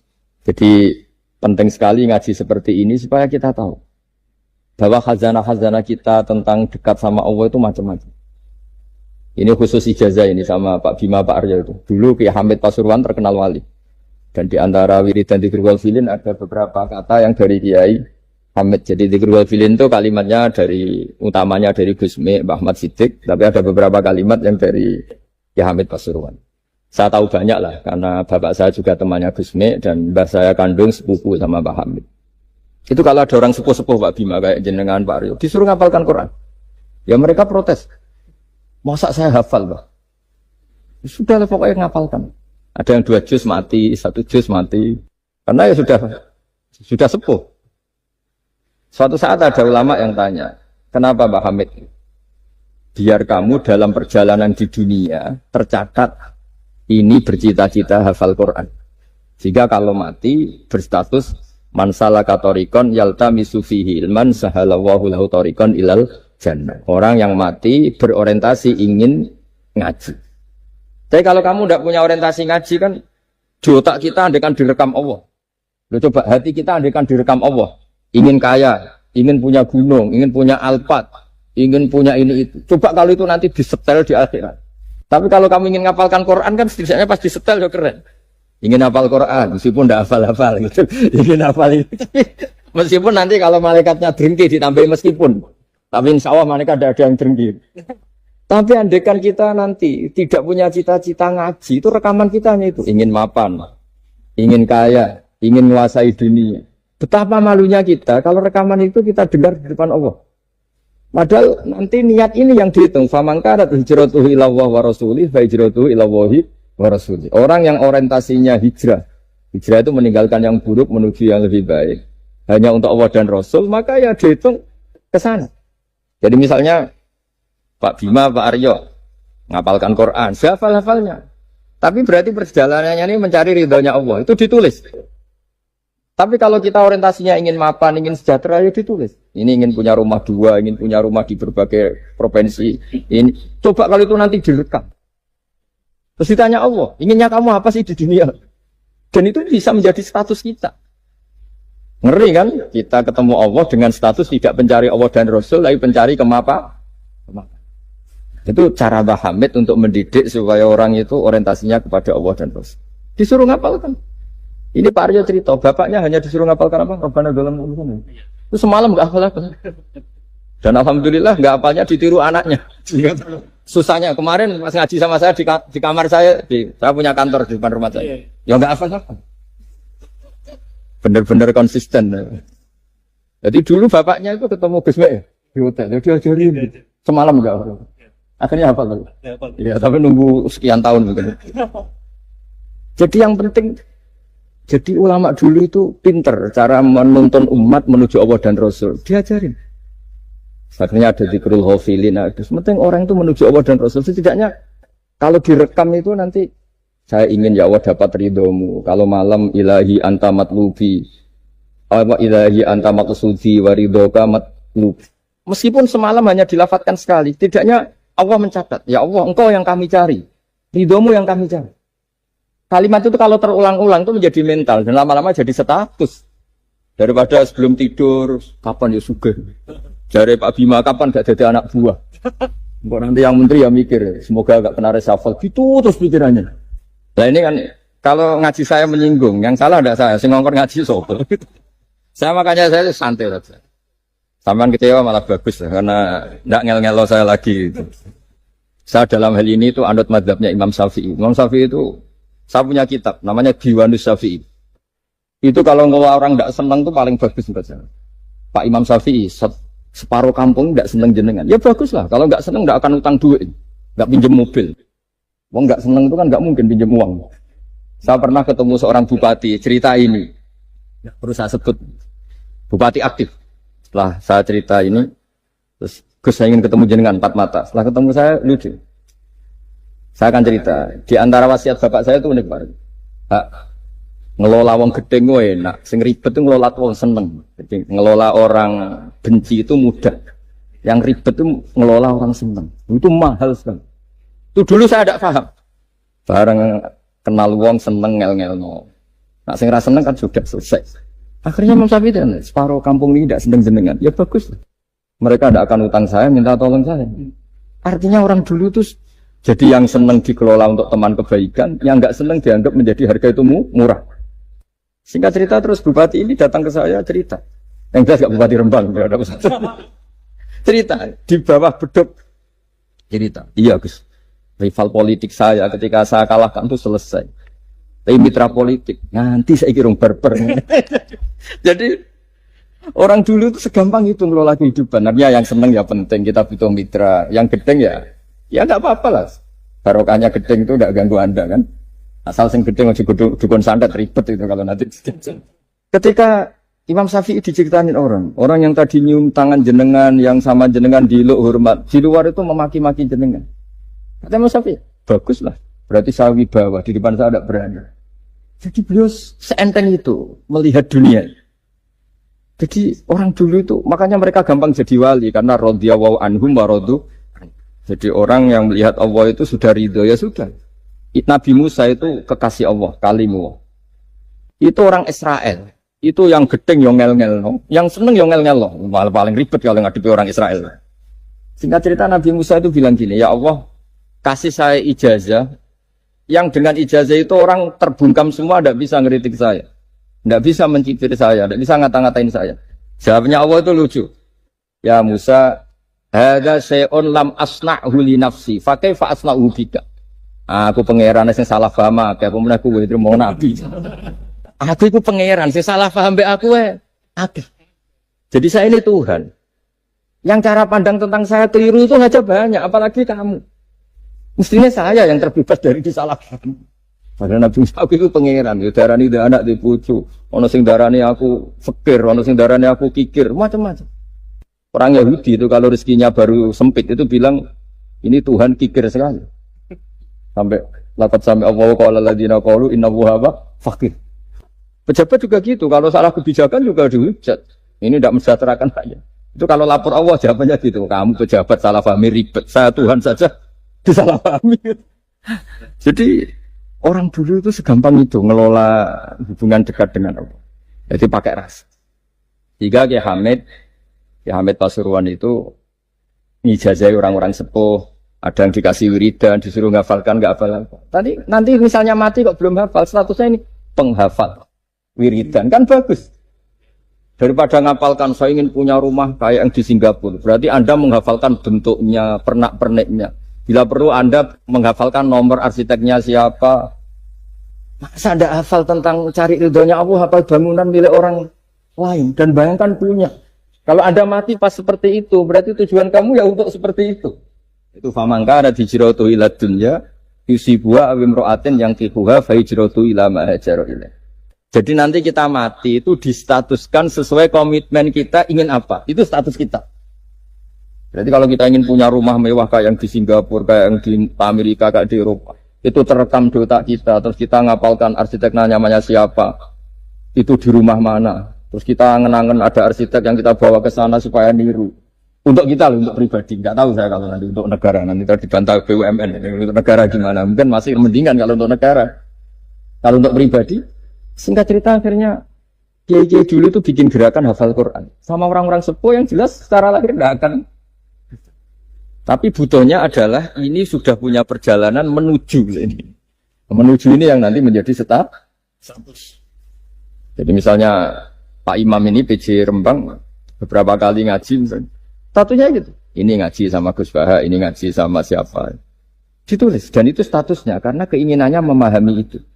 Ya dunia sampai lewat saja. Tapi kalau kebalikannya, urusan dunia detail, arsiteknya siapa, bangunan gini habis berapa, kalau kurs rupiah berapa, untuk pribadi, itu detail. Pas urusan ngaji sekenanya, kadang sampai punya guru aliran sesat apa nggak tahu karena pas urusan akhirat sekenanya, akhirnya sedapatnya. Ternyata ada guru, ada kiai tapi dukun. Saking sekenanya urusan akhirat, tapi kalau urusan dunia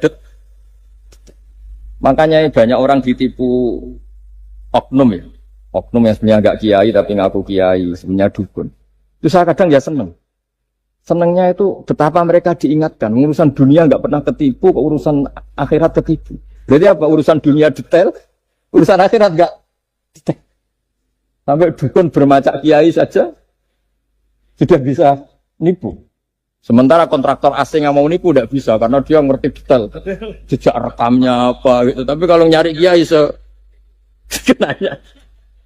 Ini tidak nyindir ngomong fakta. Ya cobalah itu diangen-angen lagi. Terus ini yang terakhir ini khusus pada teman-teman saudara-saudara kita yang nangani khatamannya Gusme. Saya tadi ngasih naskah ke Pak Aryo supaya sampai ke beliau-beliau. Saya yakin beliau-beliau sudah punya, tapi supaya ini tambah mantap bahwa kita saling menguatkan. Ini saya baca ya. Ini kitab yang dipakai referensi tim lajnah penerbitan mushaf Arab Saudi dan seluruh dunia, termasuk saya. Jadi tradisi khataman kita, tadi kan kita bicara khataman. Ya saya ulang lagi, tradisi khataman kita itu kan justru ditutup dengan wa ulaika humul muflihun, ya. Jadi tidak minal jinnati wan nas, tapi diakhiri wa ulaika humul muflihun. Jadi khataman kita misalnya minal jinnati wan nas, biasanya yang baca Quran terus baca Fatihah, terus awal Baqarah sampai wa ulaika humul muflihun. Nah tujuannya adalah supaya kalau khatam itu memulai lagi. Ya kalau langsung an-nas minal jinnati wan nas berarti dia bangga dengan berakhirnya baca Quran. Pertanyaannya, dengan Anda ketemu Allah, seneng ya jagunganmu aku sebar. Betapa buruknya kita jadi hamba. Kayak kita dulu ketika ngaji. Nah baru hure ngajinya sebar. Berarti nganggep guru problem. Makanya bangsa Indonesia itu ya agak lambat pinter karena sekolah juga ada agak problem. Pas masuk merengut, waduh sekolah. Pas bubar sekolah, waduh sekolah. Jangan-jangan kita sholat juga gitu, ono adzan, waduh adzan. Jadi ini belum makam wakuroto ini sholat. Padahal ciri orang baik itu menikmati sholat. Ciri utama suka ilmu ya menikmati pelajaran. Enggak, ini pelajaran bareng guru. Waduh, udah gitu matematika lagi. Waduh. Nah, kita baca Quran harusnya asik. Karena di situ munajat sama Allah. Ketika selesai harusnya nyesal. Waduh, baru asik sama Allah kok sudah selesai. Dan Allah punya alasan untuk menyalahkan kita. Karena kita misalnya baru seneng-senengnya pacaran misalnya. Kan tidak mau akhir. Kenapa pas seneng Allah seneng berakhir? Nanti kalau kamu ditanyakan gitu tidak bisa jawab. Nah, pakai analogi itu makanya jangan pernah merasa akhir kalau baca Quran. Minal jinnati wan nas, terus baca Fatihah, terus memulai lagi. Wa ulaika humul muflihun. Sebagai bukti ya Allah, ini khataman sementara. Tapi saya akan berlanjut lagi, terus dimulai betul. Jika ijazah kiai-kiai kuno kalau orang haji atau umroh itu supaya kuat haji lagi, kalau ijazah kiai kuno itu sederhana. Disuruh ngomong gini, Ka'bah, ini saya mau pulang, nilai rumah. Nanti kesini lagi, kayak gitu. Sudah, Pak. Jangan setelah selesai ibadah haji seneng karena mau pulang. Berarti ibadah dianggap problem, rumah dianggap segala-galanya. Jadi itu ada filosofinya. Nah, ternyata tradisi seperti itu mudawwan. Mudawwan itu dibukukan. Ya, saya baca ini di kitab Ghoisun Naf'i, karangan Imam Waliullah As-Sofakusi. Saya baca saja. Nanti yang ngerti bahasa Arab biar diartikan sendiri, yang nggak ngerti nanti saya bantu. Takmilun. Nah, ini khusus para hafid tadi yang ikut khataman, mohon didengarkan. Takmilun.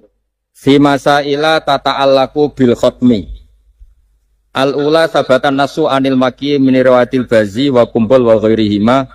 Annaman qara'a wa khotama ila akhirin nas qara'a al-fatihata ilal muflihun min awalil baqarah wa sa'al amalu bihadza fi sa'iri biladil muslimin. Jadi mulai dulu kalau orang khataman itu ya An-Nas, Fatihah, terus wa ulaika humul muflihun. Dan cara seperti itu wa sa'al amalu bihadza fi sa'iri biladil muslimin. Semua negara dunia ya sama seperti itu. Hanya tradisi yang dilakukan bapak saya sampai semua guru-guru kita, guru Quran, termasuk yang di Jantiko dulu, sama si dulu namanya Jantiko, lama-lama mantap. Itu sudah benar itu. Jadi mungkin teman-teman sudah melakukan, tapi nggak tahu filosofinya. Ini saya bantu, filosofinya adalah supaya kita tidak merasa mengakhiri baca Quran, tapi sekaligus memulai. Mereka nak kue niat ngakhiri tenan itu seakan-akan kan baca Quran itu problem. Terus ketika berakhir kita senang. Sholat juga gitu Pak Imam. Yang menjadikan umatnya Rasulullah Shallallahu Alaihi Wasallam dijamin surga itu diantaranya cara sholat begini Pak Aryo. Saya hafal hadisnya. Absyiru ya ma'saral muslimin. Ini kata Rasulullah. Hari ini Jibril muncul dan memberi satu pengumuman yang sangat menggembirakan. Apa itu? Umatku berstatus, ya ini kata malaikat Jibril, umatku berstatus, mereka itu fa'alu faridotan wantadoru ukhra. Melakukan satu fardu selesai atau addu faridotan wantadoru ukhra. Jadi misalnya tadi saya sholat subuh, status saya ditulis oleh malaikat Jibril, Hak tadi sholat subuh. Dan ketika saya ditanya, Hak kok jauh urip sampai jam 10, jam 11, ngenteni habis sholat duhur. Ketika sholat duhur selesai, orientasi saya ngenteni sholat. Gitu terus. Sehingga statusnya umatnya Nabi adalah addu faridotan wantazoru ukhra. Komitmennya adalah melakukan satu fardu dan menunggu yang lain.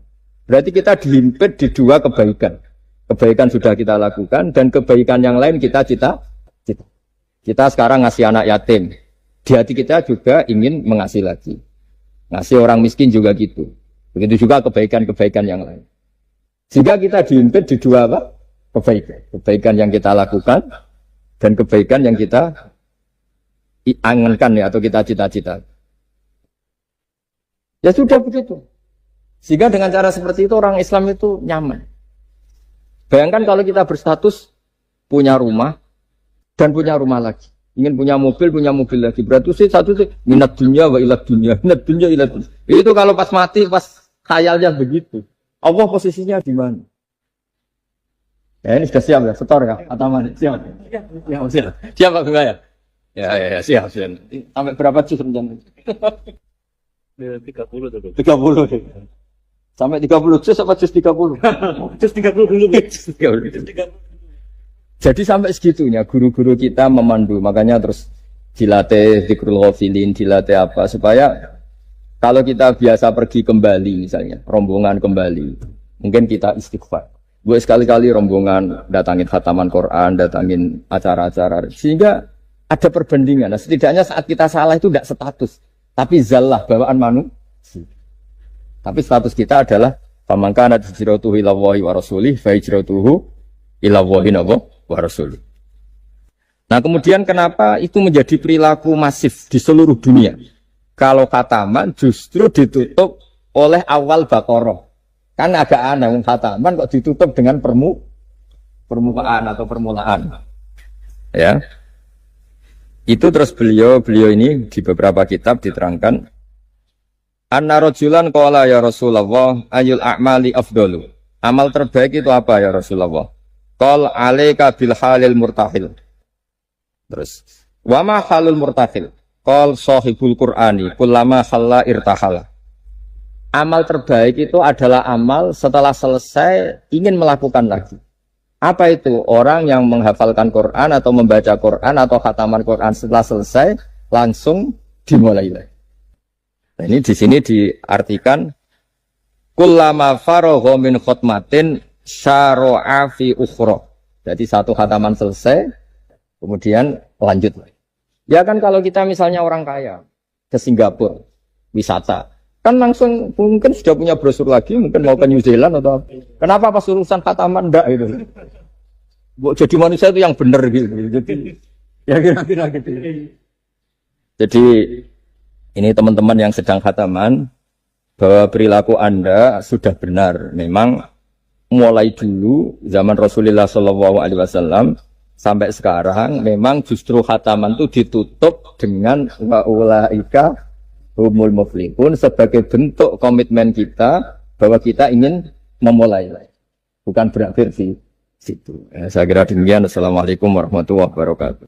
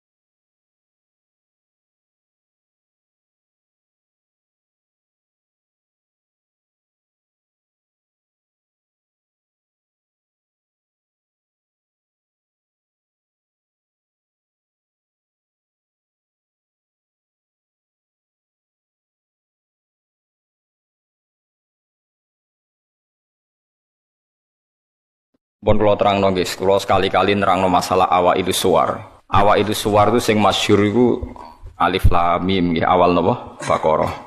Terus napa malih? Alif lam ra. Terus alif lam mim ra, terus Yasin, Toha, Ain, Sin, Qaf,